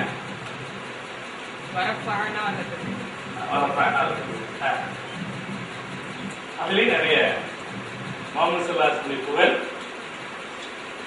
வரப்பானா லக்கதிக்கிற ரசூல் ஸல்லல்லாஹு அலைஹி வஸல்லம் புகழை அல்லாஹ் வந்து உயர்ந்ததாக ஆக்கி வச்சிருக்கான். பெருமானாரை வந்து யாரு என்னதான் பண்ணாலும் என்ன ஆகாது, அவங்களுடைய புகழ் மங்காது, மங்க வைக்க முடியாது. அதுக்கப்புறம் அதுக்கு நிறைய இருக்கு.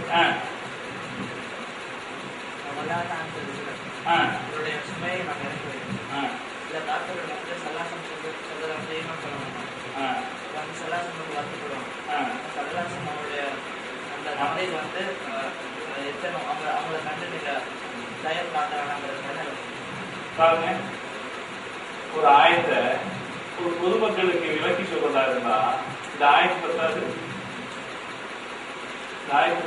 ஒரு கருத்து ஒரு இடத்துல பேசணும்னா ஆயத்து பத்தாது. இதுல கொஞ்சம் உங்களுக்கு குர்ஆனை கவனிக்கிற நான் சொன்ன மாதிரி இல்ல, யதார்த்தமான இந்த உண்மைப்படி குர்ஆனை கவனிக்கக்கூடிய இயல்பு கொஞ்சம் வந்துடுச்சுன்னா இது மாதிரி இல்ல. இந்த ஒரு ஆயத்தை வச்சுக்கிட்டு 1 மணி நேரம் மக்களுக்கு பயனுள்ள செய்தியை சொல்ல முடியும். பொதுவாக வல்லுஹா சூராவிலிருந்து குலவு பிரபின் நாஸ் வரைக்கும் உண்டான எல்லாம் எத்தனை சூரா ஆசிரியர்களுக்கு வல்லுஹாவிலிருந்து குலவு பிரபின் நாஸ் வரைக்கும் உண்டான எல்லா ஆயத்து சூறாக்களும் நபிகள் நாயகம் ஸல்லல்லாஹு அலைஹி வஸல்லம் அவர்களுக்கு ஒரு வகையான ஹாசியத்துடையது. இதெல்லாம் பெரும்பாலும் யாரை பார்த்து பேசும்? ரசூல் ஸல்லல்லாஹு அலைஹி வஸல்லம் அவர்களை பார்த்து பேசும். வல்லுஹா வல்லைலி இதா சஜா மா வத்தஅக ரப்புக வமா கலா. அது யாரை பார்த்து பேசுது? அலம் நஷ்ரஹ் லக ஸத்ரக். இது யாரை பார்த்து பேசுது? இதே மாதிரி பார்த்தோம்னா வல்லுஹாவிலிருந்து கடைசி வரைக்கும் உண்டான சூறாக்கள் பெரும்பாலும் ரசூல் ஸல்லல்லாஹு அலைஹி வஸல்லம் அவர்களுக்குரிய ஹாசியத்தை பற்றியும் அவர்களுடைய இயல்பு குறித்தும் அவர்களுக்காக அல்லாஹ் சொன்ன தனிப்பட்ட அறிவுரைகளாகவும் அமைந்த வசனங்கள். ஒரு அருமையான கருத்தா இது. இனி நம்ம கவனம் திரும்புமா கொஞ்சம் விரிமா சிந்தனை விரிதா இல்லையா? இனி நம்ம எப்படி பார்ப்போம்?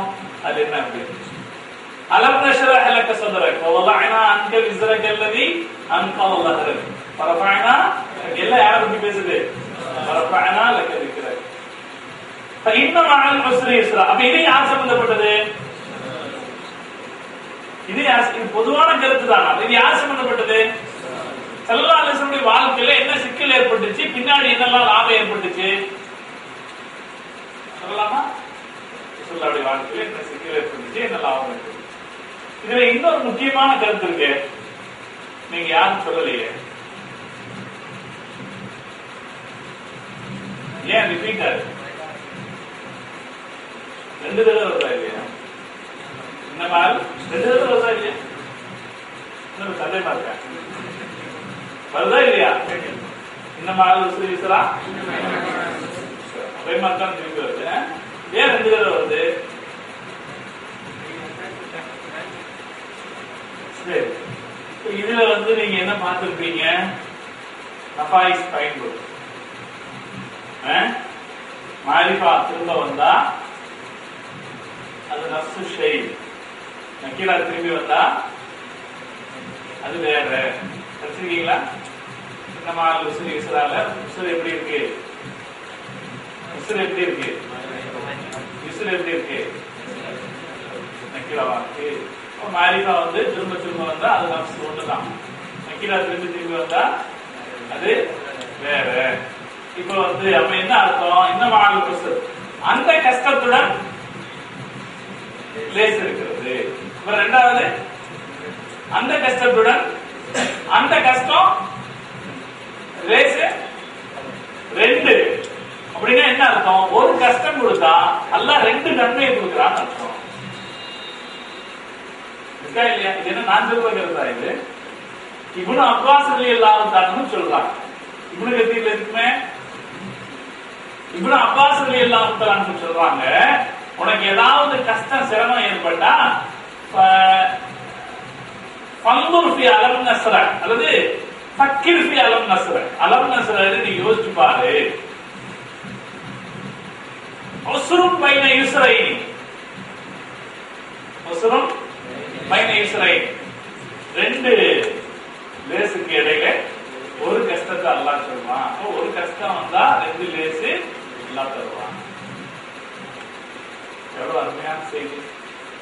இதுக்கு ரசூல் ஸல்லல்லாஹு அலைஹி வஸல்லம் வாழ்க்கையிலிருந்து எவ்வளவு உதாரணங்கள் காட்டலாம். இது எதை குறிப்பிடுது? முஹம்மது ஸல்லல்லாஹு அலைஹி வஸல்லம் வாழ்க்கையில ஒரு கஷ்டம் ஏற்படுது. என்ன கஷ்டம்? மக்காவின் காபிர்கள் யூதர்களுடைய அறிவுரையின்படி பெருமானார்ட்ட 3 கேள்வி கேட்டாங்க. என்னெல்லாம் கேள்வி கேட்டாங்கப்பா? ரசூல் ஸல்லல்லாஹு அலைஹி வஸல்லம் சோதிக்கிறதுக்காக 3 கேள்வி கேட்டாங்கல்ல, சொல்லுங்க என்னெல்லாம் கேட்டாங்க? பெரிய பிரச்சனையா இருக்கும். சொல்லுப்பா என்ன? அப்பான்னு சொல்றது தப்பு இல்லையா? தப்பா சொல்லுங்க. அப்படிதான் சொன்னா தானே தெரியும். காப்பாசி மனு மசாபுக்கா. அப்புறம் மதுரைக்கு போன மன்னர் யாருன்னு கேட்டாங்க. அப்புறம் ரூஹ பத்தி கேட்டாங்க இல்லையா? இது நீங்க கேள்விப்படவே இல்லையா?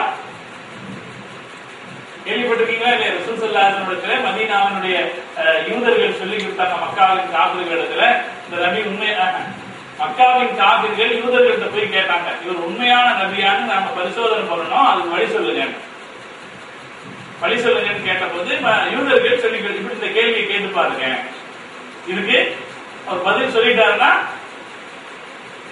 என்ன இலட்சமா தலையாட்டுறீங்க, ஒருத்தருக்காக போதலையா நீங்க? அது வரலையா? இந்த கேள்வி வரலையா? கேள்வி வந்துச்சா இல்லையா? என்ன சொன்னாங்க ரசூல் ஸல்லல்லாஹு அலைஹி வஸல்லம்? தம்பி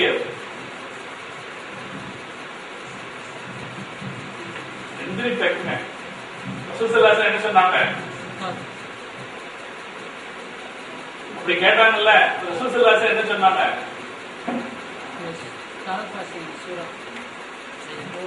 ரசூல் ஸல்லல்லாஹு அலைஹி வஸல்லம் என்ன சொன்னாங்க? இல்ல, ரசூல் ஸல்லல்லாஹு அலைஹி வஸல்லம் என்ன சொன்னாங்க?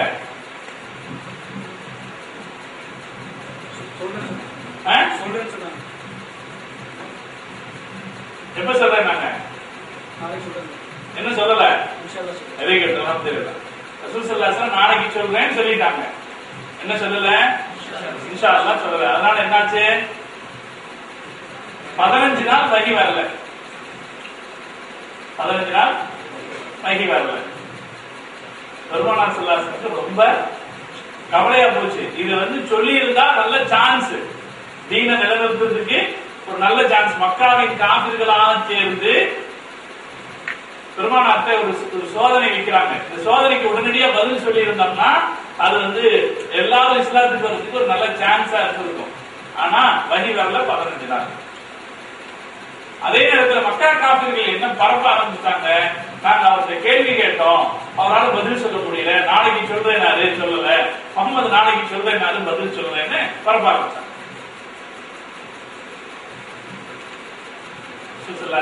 ரொம்ப சத்தமா போயிட்டு அதுக்கப்புறம் என்னாச்சு? 15 நாளைக்கு அப்புறம் ஜிப்ரீல் அலைஹிஸ்ஸலாம் வஹி கொண்டு வந்தார். என்ன வஹி கொண்டு வந்தாரு? நீங்க தான் மாறுது, சொல்லுங்க. நீங்க அப்படி சொல்லாதீங்க, இனிமே நாளைக்கு செய்வதாக இருந்தால் இன்ஷா அல்லாஹ் சொல்லுங்கன்னு அல்லாஹ் சொன்னான். இது ஒரு சிரமம், பெருமானாருடைய வாழ்க்கையில் ஏற்பட்ட ஒரு சிரமம். இந்த சிரமத்துல அல்லாஹ்வுடைய வாக்குறுதியின்படி 2 நன்மை ஏற்படணும். 2 நன்மை ஏற்பட்டது. என்னெல்லாம் 2 நன்மை ஏற்பட்டது? சொல்லுங்க.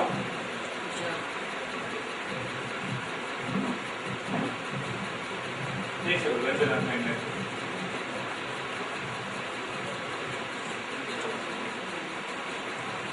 ரெண்டு நன்மை ஏற்பட்டது.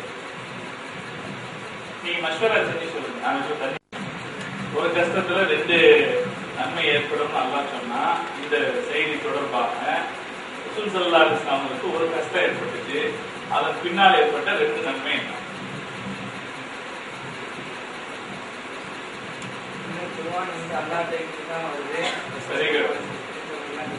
அல்ஹம்துலில்லாஹ். இதுதானே முதல் விஷயம். என்னன்னா, ரசூல் ஸல்லல்லாஹு அலைஹி வஸல்லம் அவங்களுக்கு ஒரு சோதனை ஏற்பட்டாலும் கூட இது என்ன நிரூபணம் பண்ணுச்சுன்னா, எல்லாருக்கும், முஸ்லிம்களுக்கும் சரி காபிர்களுக்கும் சரி, எல்லாருக்கும் எந்த ஒரு விஷயத்தை நிரூபிச்சதுன்னா, முஹம்மது ஸல்லல்லாஹு அலைஹி வஸல்லம் அல்லாஹ்ட்ட இருந்து வந்தால் சொல்ல முடியுமே தவிர அவங்க சொந்தமா சொல்ல முடியாது. அவங்க சொல்லல. எது அல்லாஹ்ட்ட இருந்து வருதோ அதைத்தான் அவங்க சொல்றாங்க. ரசூலுல்லாஹ்வுடைய நுபுவத் சுபூத்தாச்சா? அப்ப இது ரொம்ப ஆழமான வழியில் சுபூத்தாச்சு இல்லையா? முஸ்லிம்களும் சொல்லாம இல்லையா? ரசூல் ஸல்லல்லாஹு அலைஹி வஸல்லம் எதையும் தானா சொன்னது கிடையாது. அல்லாஹ்விடத்துல இருந்து வந்ததை தான் அவங்க சொன்னாங்க அப்படிங்கிறது சுபூத்தாச்சு. இது ஒரு நன்மை. வேற இது எப்படி தெரிஞ்சுக்கிட்டீங்க? தஃசீர்ல இருக்கு. தஃசீர்ல இருக்குது.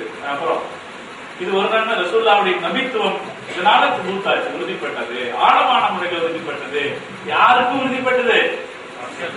காபிர்களுக்கும் உறுதிப்பட்டது, முஸ்லிம்களுக்கும் உறுதிப்பட்டது. ஒரே பதில் சொல்லி இருந்தா சாதாரணம் தான். எந்த கேள்வி கேட்டாலும் ரசூல் ஸல்லல்லாஹு அலைஹி வஸல்லம் உடனே பதில் சொல்லிடுவாங்க, அப்படித்தானே? அப்ப அது ஒரு சாதாரண விஷயமா போயிருக்கும். இது 15 நாள் தாமதமா போனபோது ஒரு கஷ்டம் ஏற்பட்டாலும் அதற்கு பின்னால் ரொம்ப அழுத்தமான முறையில பெருமானாருடைய நபித்துவம் உறுதிப்பட்டது. இரண்டாவது இந்த கேள்விக்கு கேட்ட உடனே பதில் சொல்லியிருந்தா, அதுல அடுத்த நாள் பதில் சொல்லியிருந்தா கொஞ்சம் பேருக்கு தான் போய் சேர்ந்திருக்கும். மக்காவின் காபிர்கள் அடுத்த நாள் பதில் வரலன்னு என்ன செய்தாங்க? இது உலகம் பூரா பரப்பலாம். நிறைய பேருக்கு நாங்க கேட்டோம் ஒரு பதில் சொல்லல, கேட்டோம் ஒரு பதில் சொல்லல, செய்தியை பற்றி பரப்பினாங்க. 15 நாளைக்கு பின்னால உலகத்திற்கு தெரியாத பல புதிர்களுக்கு விடை சொல்லப்பட்ட போது அது நிறைய பேரை போய் சேர்ந்துச்சு. அஸ்ஹாபுல் காஃபி யாருன்றது தெரியாம இருந்துச்சு. அஸ்ஹாபுல் காஃபி யாருங்கிற பதில் தெரிஞ்ச உடனே இப்ப எத்தனையோ பேருக்கு போய் புரிஞ்சது. அதே போல 2வது கேள்வி, அந்த மன்னர் துர்கர்ணனை பற்றிய செய்தி நிறைய பேருக்கு சொன்னப்ப ஒரு செய்தி நெகட்டிவாக போய் முதல்ல பதிஞ்சதுனால, செய்தி பரப்பப்பட்டதுனால, இந்த பரப்புற பொறுப்பு யாரால ஏற்பட்டது? மக்காவின் காபிர்களே இந்த செய்தியை பரப்புனாங்க. அதுக்கு பின்னாடி 15 நாளைக்கு பின்னாடி ரசூல் ஸல்லல்லாஹு அலைஹி வஸல்லம் அவங்க இதற்கான பதிலை சொன்ன போது அந்த பதிலுக்கும் உரிய நியாயத்தோடு சொன்னாங்க. ஏன் இதனால சொல்ல முடியல? இதனால ஏன் சொல்லல? இன்ஷா அல்லாஹ் சொல்லாததுனால சொல்லல. இதுல இன்னொரு நன்மை, சமூகத்துக்கு ஒரு பாடம். ஆனா இது ரசூலுல்லாஹ்வுக்கு அல்லாஹ் சொன்னா தான் சொல்ல முடியுங்கிற செய்தி, இந்த செய்தி நியாயத்தோட நிறைய மக்களை போய் சென்றடைவதற்கு காரணமாக இருந்தது. ஒரு கஷ்டத்திற்கு ரெண்டு நன்மை. இப்போ இன்னும் நம்ம ஒரு முக்கத்திமான ஒரு ஓதுன ஆயத்துக்கே நம்ம இன்னும் முனைக்கணும். இதுக்கு அடுத்து அதுக்கப்புறம் என்ன இருக்கு?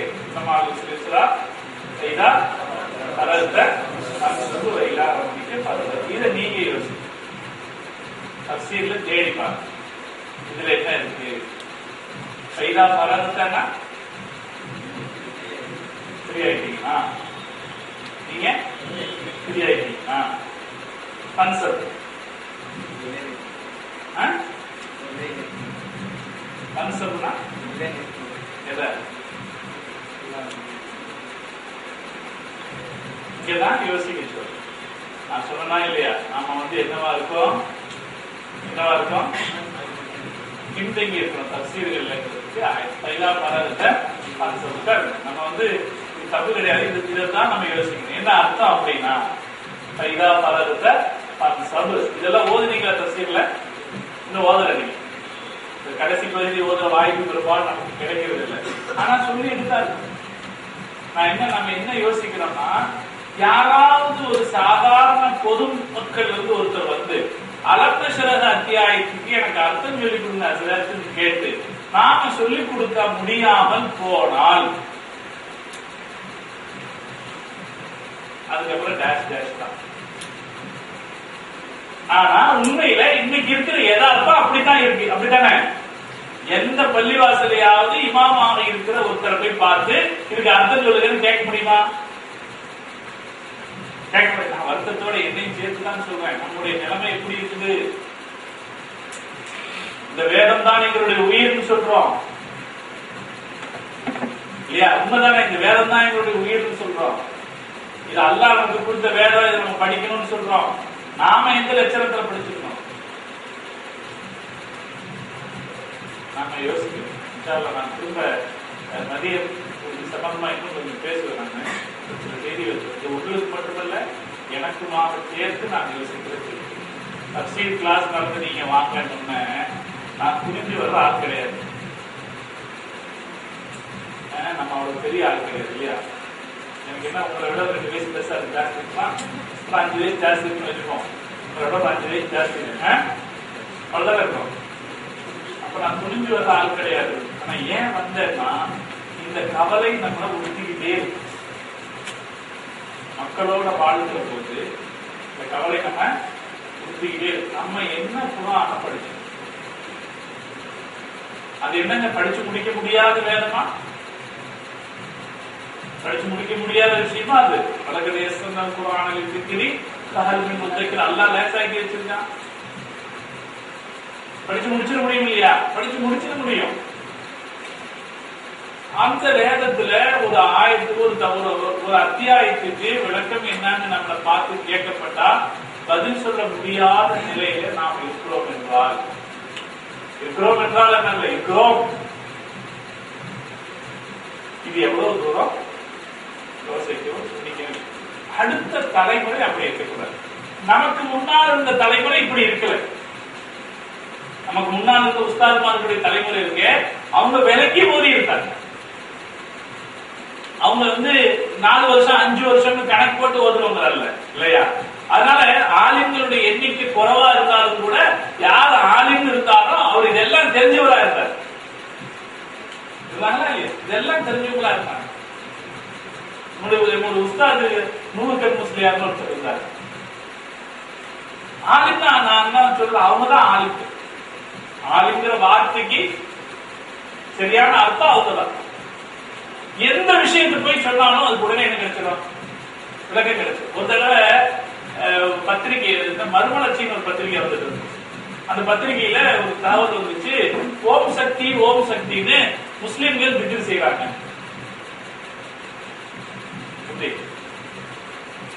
எங்களுக்கு பதறி அடிச்சுட்டு போய் சிலர் இது இப்படி வந்திருக்கு அப்படின்னு கேட்டா, ஆமா சார் முட்டா பசங்க குரூப் முட்டா பையங்க யா காதிர் இருக்கு இல்லையா, யா காதிர தமிழ்ல மொழிபெயர்த்து திக்ர் செய்யறாங்களா? காதிர்னா என்ன அர்த்தம்? ஓம்னா அப்படி அர்த்தம் அப்படின்னு சொல்லி இப்படி தமிழ் மொழிபெயர்த்து திக்ர் செய்யறாங்க முட்டா பசங்க. இது ஏற்கனவே உள்ளதானே, அது ரொம்ப சிம்பிளா போயிடுச்சு. அங்க பறந்துகிட்டு போன நானும் இன்னொரு பெரிய ஆளுங்க, நீங்க தமிழகத்துல ஒரு பெரிய ஆளுங்க, நானும் அவரும் அப்ப பாலசாலை சின்ன உஸ்தாதுகளா இருக்கோம். அந்த பேப்பரை எடுத்துட்டு அசத்துட்டு போய் என்ன சத்து இப்படி என்னமா நடந்திருக்குன்னு கேட்டா, ஆமா சத்து அப்படின்னு கொஞ்சம் பேர் இருக்கிறாங்க முட்டா பசங்க, நாங்க எல்லாத்தையும் தமிழ்ல மொழிபெயர்த்து சொல்லிட்டு தமிழ்ல மொழிபெயர்த்து இப்படி செஞ்சுட்டு இருக்கானுங்கன்னு சொன்னவங்கதான் இது ஏற்கனவே இருக்கிற விஷயம்னு தெரிஞ்சு. எதுக்கு சொல்ல வர்றேன், நமக்கு முன்னால் இருக்கிற ஆளுங்கள் வருஷ கணக்கு போட்டு அவங்க ஓதுல எல்லாத்தையும் முழுசா ஓதுறாங்க. குரான் ஓதுனாங்கன்னா அதை முழுசா ஓதுனாங்க, ஹதீஸ் ஓதுனாங்கன்னா அதை முழுசா ஓதுனாங்க, வேற பன்மையில படிச்சாங்கன்னா நகவு படிச்சாங்கன்னா அது முழுசா படிச்சாங்க. அவங்க படிச்சது எது? அது ஆழமான படிப்பாக இருந்தது. நம்ம தலைவர் எங்க தலைவர் நம்ம இன்னைக்கு பார்க்கக்கூடிய இதான் புதுசா நிறைய ஆளுங்கள் வந்தாங்க. நிறைய ஆளுங்கள் வந்த காலம் வேலூர்ல பாக்கியாத்து சாலியா தர்ம சொல்வது 150 வருஷத்துக்கு முன்னாடி ஆரம்பிக்கிற போது என்ன மனோநிலை சமுதாயம் எப்படி இருந்துச்சுன்னா, ஆளுங்களே கிடையாது, எங்கேயுமே ஆளுங்களே கிடையாது. பள்ளிவாசல்கள்ல லவையை தான் இருப்பாங்க, ஆளுங்க இருக்க மாட்டாரு, லவை இருப்பாரு. இந்த SS அப்துல் காதர் ஆளுநர் ஆராய்ச்சியுடைய வரலாறு எழுதி இருக்கிறாங்க. அவர் சொல்றாரு, சில கிராமங்கள்ல பள்ளிவாசல்கள் தமிழ்நாட்டுல முஹர்ரம் 10 நாள் தான் திறப்பாங்களாம். எது பள்ளிவாசல் முஹர்ரம் 10 நாள் தான் திறப்பாங்களாம் ஷியாக்களுடைய பழக்கத்துல. மற்ற நாள்ல பள்ளிவாசல் பூட்டி இருக்குமா. ஆலிம்கள் நிறைய உருவாகி வந்த பிறகுதான் இப்ப என்ன நடக்குது, நிறைய பள்ளிவாசல்கள் வந்துச்சு, ஜும்மா தொழுகைகள் வந்துச்சு, பயான்கள் வந்திருக்கு. இப்பதான் நீங்க கேள்விப்பட்டிருக்கீங்க 1/2 மணி நேரம் பயான்கள் இல்லையா? இதுக்கு முன்னாடி ஜும்மா பயான் எவ்வளவு நேரம் இருந்துச்சு? அதெல்லாம் உங்களுக்கு தெரிஞ்சுக்குமே, 10 நிமிஷம் இருந்துச்சு. நாங்க வந்த காலத்துல, நாங்கெல்லாம் வந்த காலத்துல ஜும்மா பயான்ங்கிறது 10 நிமிஷம். ஏன்னா அதை கூட கேட்க முடியாது இருக்காது, அந்த 10 நிமிஷம் கூட அவர் பேசுறத கேட்க முடியாதுன்னு இருந்துச்சு. அதுக்கப்புறம் இப்ப எவ்வளவு வந்திருக்கு? 1/2 மணி நேரம் வந்திருக்கு. அது இன்னும் கொஞ்சம் கொஞ்சமா சில இடங்கள்ல 1/2 மணி நேரம் 40 நிமிஷமா இருக்கு, கொஞ்சம் கொஞ்சமா ஏறி இருக்கு இல்லையா? இப்பதான் ஒரு தலைமுறை ஆலயங்கள் உருவாகி வந்தாங்க, இந்த மெத்தட்களை உருவாகி வந்தாங்க. அப்படி உருவாகி வரும்போது எந்த ஒரு ஃபர்ஸ்ட் பேட்ச்லயும் சில குறைகள் இருக்குதானே செய்யும். அந்த குறைகள்ல ஒரு குறையாக குர்ஆன் விஷயத்துல ஒரு மயக்கமான சூழ்நிலை, மயக்கம்னா புரியுதா? ஒரு விழிப்புணர்வு இல்லைன்னு சொல்ல முடியாது, இருக்குன்னு சொல்ல முடியாது. ஒரு மயக்கமான சூழ்நிலையில முஸ்லிம் உலமாக்கள் இருக்கிறார்கள். இதுல இருந்து நாம மாறுபட்டு வரணும். நாம என்ன செய்யணும்? ஒரு விழிப்புணர்வோட குர்ஆனை படிப்பதற்கு முயற்சி செய்யணும். இது எப்படிப்பட்ட வேதம்? இது அல்லாஹ் நமக்கு கொடுத்தது. இதை நாம முறையா புரிஞ்சுக்கலன்னா என்ன அர்த்தம் அப்படிங்கறதுல கவனம் சொல்றேன். அதனாலதான் நான் இன்னைக்கு தலைப்பு கேட்ட போது தலைப்பு சொன்னாங்கன்னா என்ன தலைப்புன்னு, அது குர்ஆன் பைனல் ஃபஹ்மி வத்தஃஹீம் அப்படின்னு தலைப்பு. தஃசீர் இருந்தா கூட குர்ஆன் பைனல் ஃபஹ்மி வத்தஃஹீம் தலைப்பு சொன்ன காரணம் என்னன்னா, இதை நாம முதல்ல புரிஞ்சுக்கணும். முதல்ல குர்ஆனை சரியாக புரிவதற்கான முயற்சியை நாம் எடுத்துக் கொள்ள வேண்டும். இதை நாம கவனிக்க புரியுறதுக்கு என்ன செய்யும்? ஒவ்வொரு இபாரத்தையும் கவனிக்கும், ஒரு இபாரத்தையும் கவனிச்சுட்டு தஃசீர்ல என்ன பொருள் இருக்கிறது என்பதை கவனிக்கும்.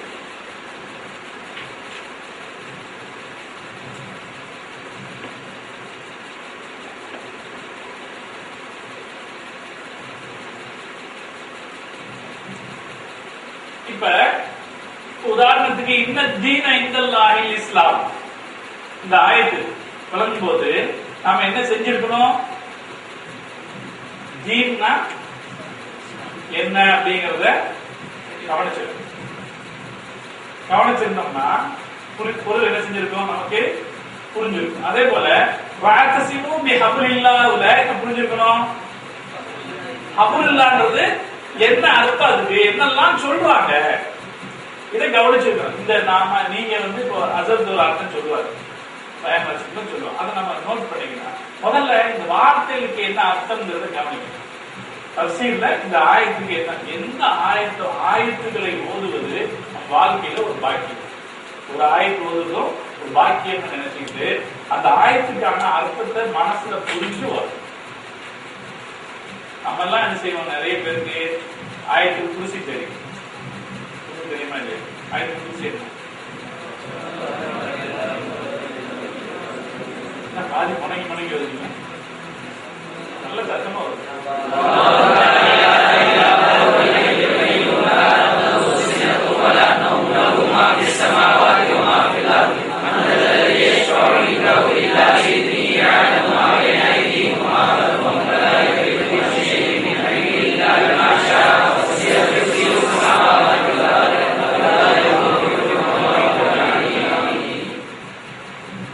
இருக்கக்கூடிய ஐயோ ஆயத்தின் அழும் ஆயின் குர்ஆன், குர்ஆன்ல இருக்கக்கூடிய தலையாய வசனம் எது? தலையாய வசனம் எது? ஆயத்து. அது நீங்க சரியா ஓதிட்டீங்க. இதுக்கு என்ன அர்த்தம்?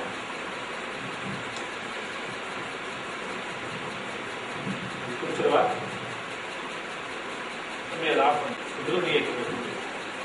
இதை புரிஞ்சுக்கிட்டா இது ஏன் அழும் ஆயின் குர்ஆனாக இருக்குது கேள்விக்கு பதில் தெரியுது.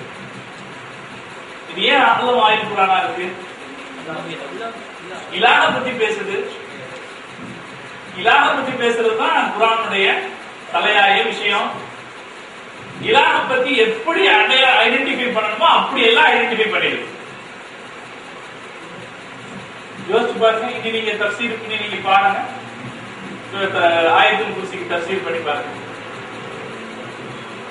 அல்லாஹு லா இலாஹ இல்லல்லாஹு எல்லாம் வருதா இல்லையா? இலாஹ்ங்கிற வார்த்தைக்கு என்னெல்லாம் அடையாளங்கள் இருக்குதோ அதெல்லாம் இதுல வந்துருது, இதுல வந்துருது.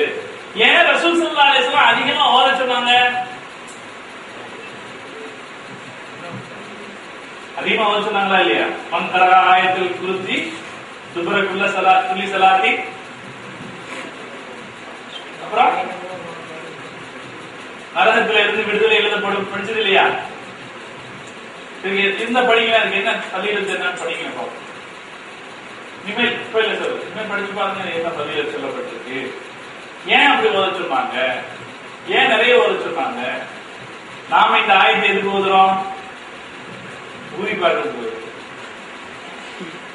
ஊதி பார்த்தா பலன் உண்டு கண்டிப்பா. ஏன்னா அது இலாஹ பற்றிய வசனம், அதுக்கு பலன் உண்டு. அதுதான் ஊதி பார்க்கறதுக்கான பொருத்தமான எந்த ஒரு விஷயமா இருந்தாலும் ஊதி பார்க்கறதுக்கு பொருத்தமான ஆயத்து அந்த ஆயத்துல் குர்சி தான்.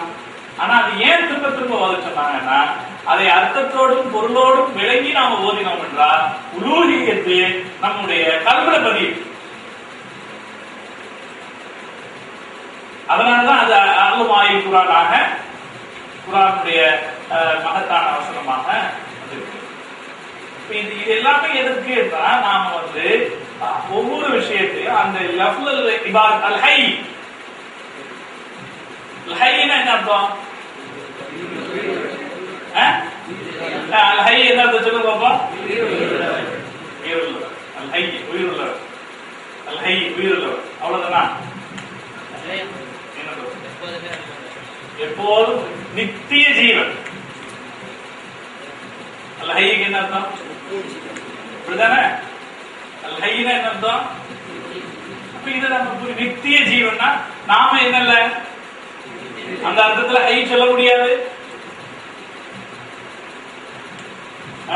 அந்த அர்த்தத்துல நம்ம ஹைன்னு சொல்ல முடியாது. அல்லாஹ் தான் சொல்ல அல் ஹை நித்திய ஜீவன். இதுதான் சொல்ல வர. அல் ஹைன்னு விளங்கும் போது அல் ஹைக்கு என்ன அர்த்தம் சொன்னாங்க, தஃசீர்ல என்ன அர்த்தம் சொல்லுவாங்க. அதுக்கப்புறம் இல்லாஹுல் ஹய்யுல் கையூம். கையூம்க்கு என்ன அர்த்தம்?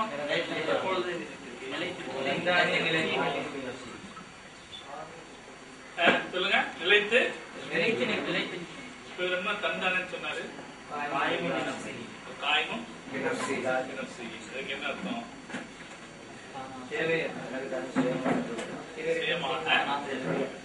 சுயம்ன்ற அர்த்தம் வந்துருச்சுனாலே நம்ம நல்லா வந்துட்டோம்னு அர்த்தம். காய்முண்டி நர்சிக்கு அர்த்தம் வைக்க தெரியாமையே ஒரு தலைமுறை இதா போச்சு. காய்முண்டி நர்சிக்கு அர்த்தம் சுயமானவன், தன்னைத்தானே நிலை நிற்பவன்னா யாருக்கு அர்த்தம் புரியுது? காய்முண்டி நர்சி. அது கையுமுக்கு என்ன அர்த்தம்? அது காயும். கையுமுக்கு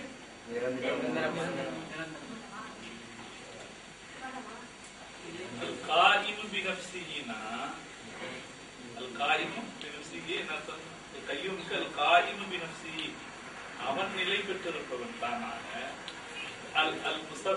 சபபு மற்றவைகள் நிலை பெறுவதற்கு காரணமாக இருப்பவன். கையுமுக்கு இந்த அர்த்தம்.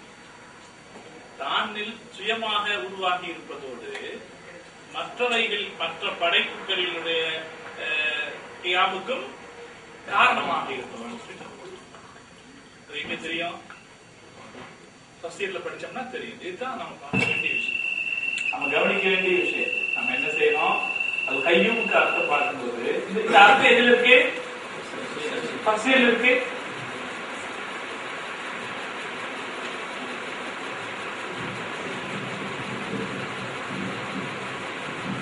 இந்த ஆயத்து எங்க வருது?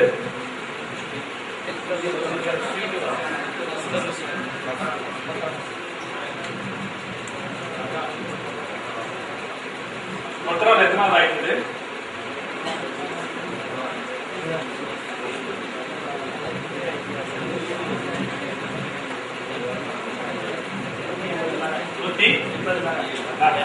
சூப்பர். இப்படிதான் பதில்.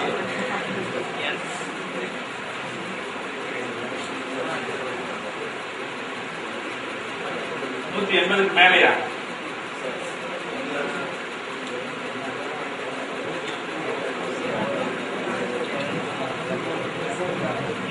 வந்து குதிபாலைக்கும் இது அகமதிதா அகமதா அகதக்கும் போது அதுக்கு முன்னாடியா பின்னாடியா?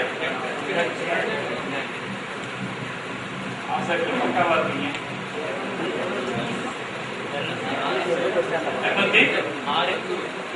206 தான் கரெக்ட் நான் நினைக்கிறேன். எனக்கு தெரிஞ்சு அதான் கரெக்ட் இல்லையா?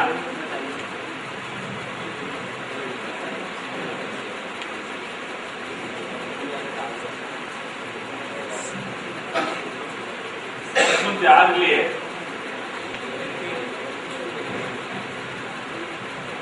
என்னது புராணம் பார்த்து சொல்லிடலாமே. நம்ம தப்சீர் நடத்துறோம், புராணம் போயிட்டாங்க.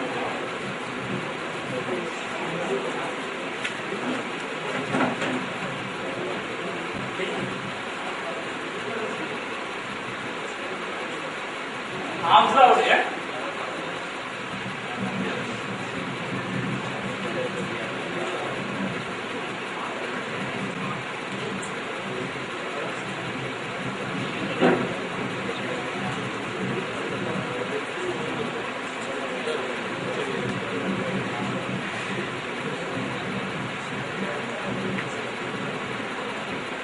கையுமுக்கு ஜலாலைன்காரர் ரொம்ப ஜலாலைனுடைய தஃசீர் எப்படிப்பட்டதுன்னா எல்லா தஃசீர்களையும் சுருக்கி ரொம்ப ஷார்ட்டா ரொம்ப அழகா கொண்டு அது விளங்குறதுக்கு ஒரு தனி திறன் வேணும்.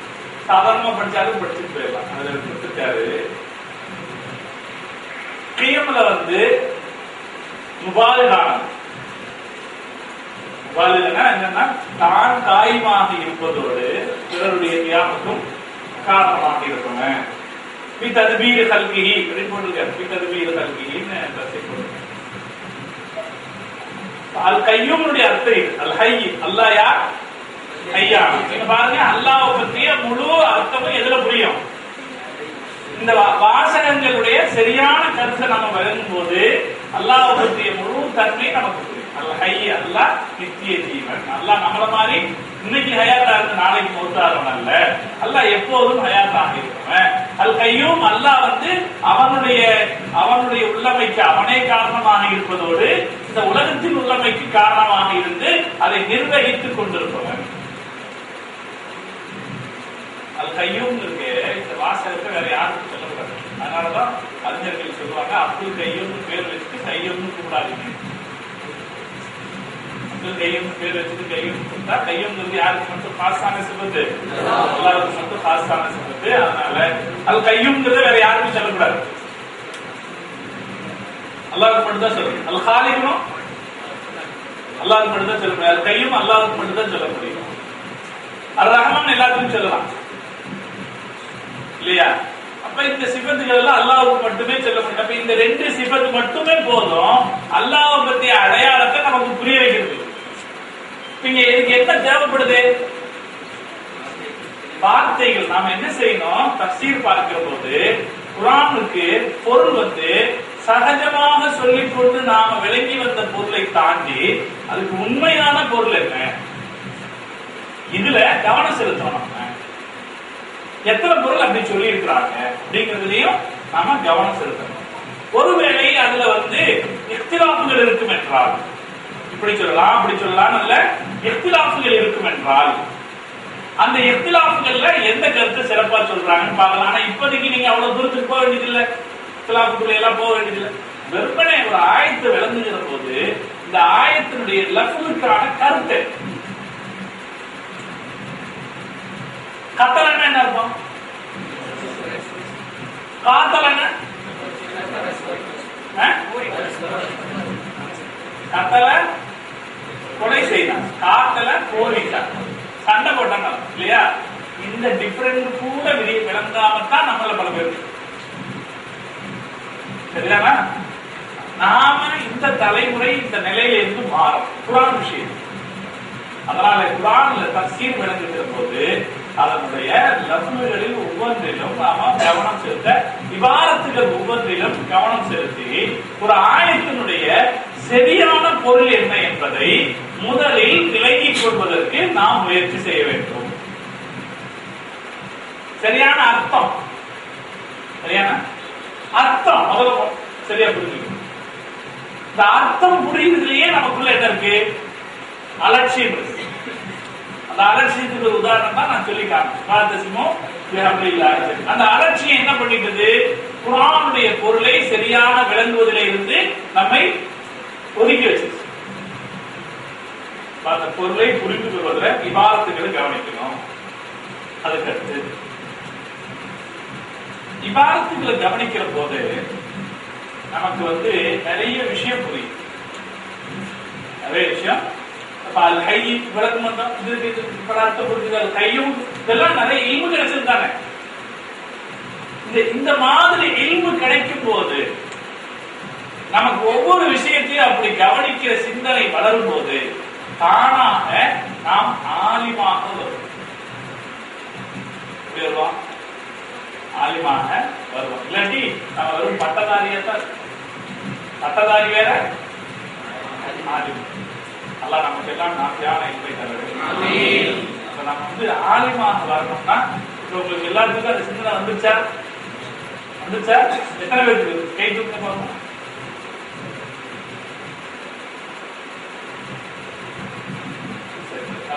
எல்லாருக்கும் சிந்தனை வந்து யாரும் தூங்கலே இருக்காங்க. எதுக்கு கை தூக்க? யாரும் தூங்காம இருந்தீங்க எல்லாருக்கும் இருக்கும். ஏன்னா எதை பற்றிய விஷயம்? குர்ஆனை பற்றிய விஷயம். யாரும் என்ன செய்ய முடியாது இந்த விஷயத்துல அலட்சியம் பண்ண. நான் என்ன உங்களுக்குள்ள ஒரு விழிப்புணர்வு தர விரும்புறேன்னா, நான் விழிப்புணர்வு அடைய விரும்புறேன்னா, ஆலிம் முஸ்லிம் சமூகத்தை பிரதிநிதித்துவப்படுத்தக்கூடிய ஒரு ஆலிம் என்று நாம வரும்போது, இன்னைக்கு இங்க வந்த பிறகு எனக்கு காலையில ஒரு போன் வருது. கோயம்புத்தூர்ல இருக்கிற பெரிய தொழில், கோயம்புத்தூர் பெரிய தொழில் மாவட்டம், தெரியுமில்ல, தொழிலதிபர்கள் எல்லாம் சேர்ந்து ஒரு பொதுவான ஒரு அமைப்பு, ஹார்மனி அமைப்பு உருவாக்க நினைக்கிறாங்க. அது முஸ்லிம் சமூகத்துல நீங்க பிரதிநிதித்துவப்படுத்த வரணும்னு கூப்பிடுறாங்க. காலையில நான் 11 மணிக்கு சந்திக்கிறேன், கூப்பிடுறான். இவ என்ன நினைக்கிறான்? ஒரு ஆளுமை முஸ்லிம் சமூகத்தை, இஸ்லாத்தை பிரதிநிதித்துவப்படுத்துற ஒரு அம்சமாக நம்மை நினைச்சவன் கூப்பிடுற போது, நாளைக்கு அவன் நம்ம கிட்ட ஒரு அல்பஷரஹ் அத்தியாயத்துக்கு அர்த்தம் என்னன்னு கேட்டு சொல்ல முடியாதுக்கா? நாம அப்படித்தானே இருக்கோம். இன்னைக்கு பெரிய தலைப்பா கட்டிக்கிறோம், பெரிய ஜிப்பா போட்டுக்கிறோம், வந்தா என்ன உண்டோ ஒன்று தவறான செய்யறோம். இது யாரையும் குறை சொல்றதுக்காக இல்ல, இது நான் உட்பட அப்படிதான் நினைச்சிட்டு இருக்கேன். மனசுக்குள்ள அந்த வருத்தம் இருக்கு. இப்படி நாம குர்ஆனை பற்றிய கவலை இல்லாம இருக்கிறோமே, குர்ஆனை பற்றிய அறிவுல இன்னும் குறைவா இருக்கிறோமே, இந்த கவலை வந்துருச்சுன்னா தூங்கவே முடியாது, தூங்கவே முடியாது. அதுக்காகத்தான் சொல்றேன், இப்ப இருந்தே நாம என்ன செஞ்சிடணும், அடுத்த தலைமுறை உஷாராகி வந்தோம். இதுதான் நமக்கான அடிப்படையான கல்விக்குரிய விஷயம். எனவே இந்த குர்ஆனை விளங்குகிற விஷயத்துல நாம போதிய அக்கறை செலுத்தணும். பழைய சமூகத்தில் ஏற்பட்ட பலகீனத்துல இருந்து நம்மளை நாம பாதுகாக்கணும். ஒண்ணு, அந்த பலகீனம் தப்பா புரிஞ்சுக்காம இருக்கும். இன்னொன்னு, சரியா புரிஞ்சுக்கும் போது நம்முடைய இல்மு வளரும். சரியா புரியும் போது நம்முடைய இல்மு வளரும். பல அர்த்தங்கள் நமக்கு தெரியும். உங்குர்னா இருக்கா இல்லையா? இந்த ஆயத்தனா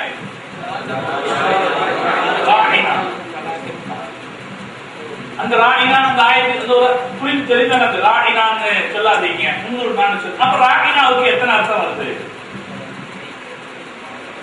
உங்குர்னாவுக்கு எத்தனை அர்த்தம் வருது? இது என்ன செய்யும்? நம்முடைய இல்ம அதிகப்படுத்தும் இல்லையா?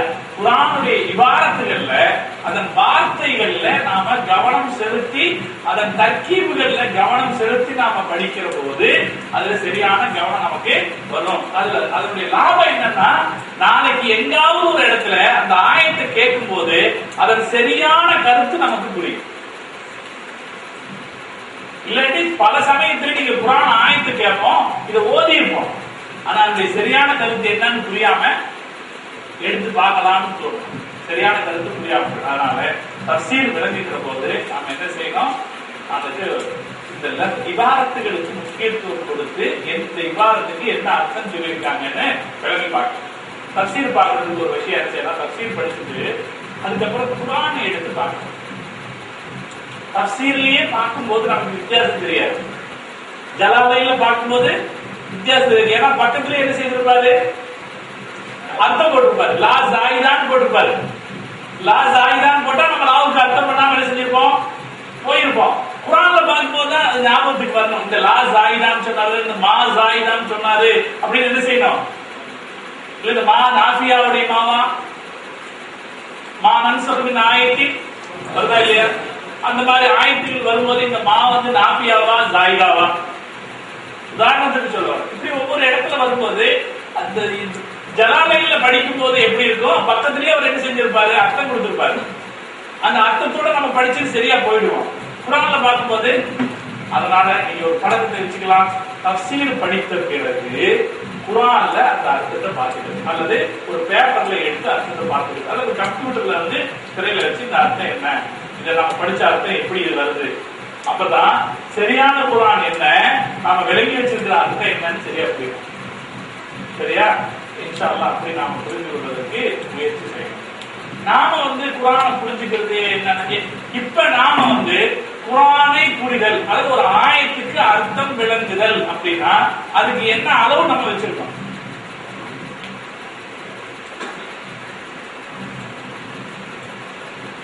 என்ன அளவு வச்சிருக்கோம் சொல்லுங்க. ஒரு பேர் பாய் என் கூட வந்தாரு.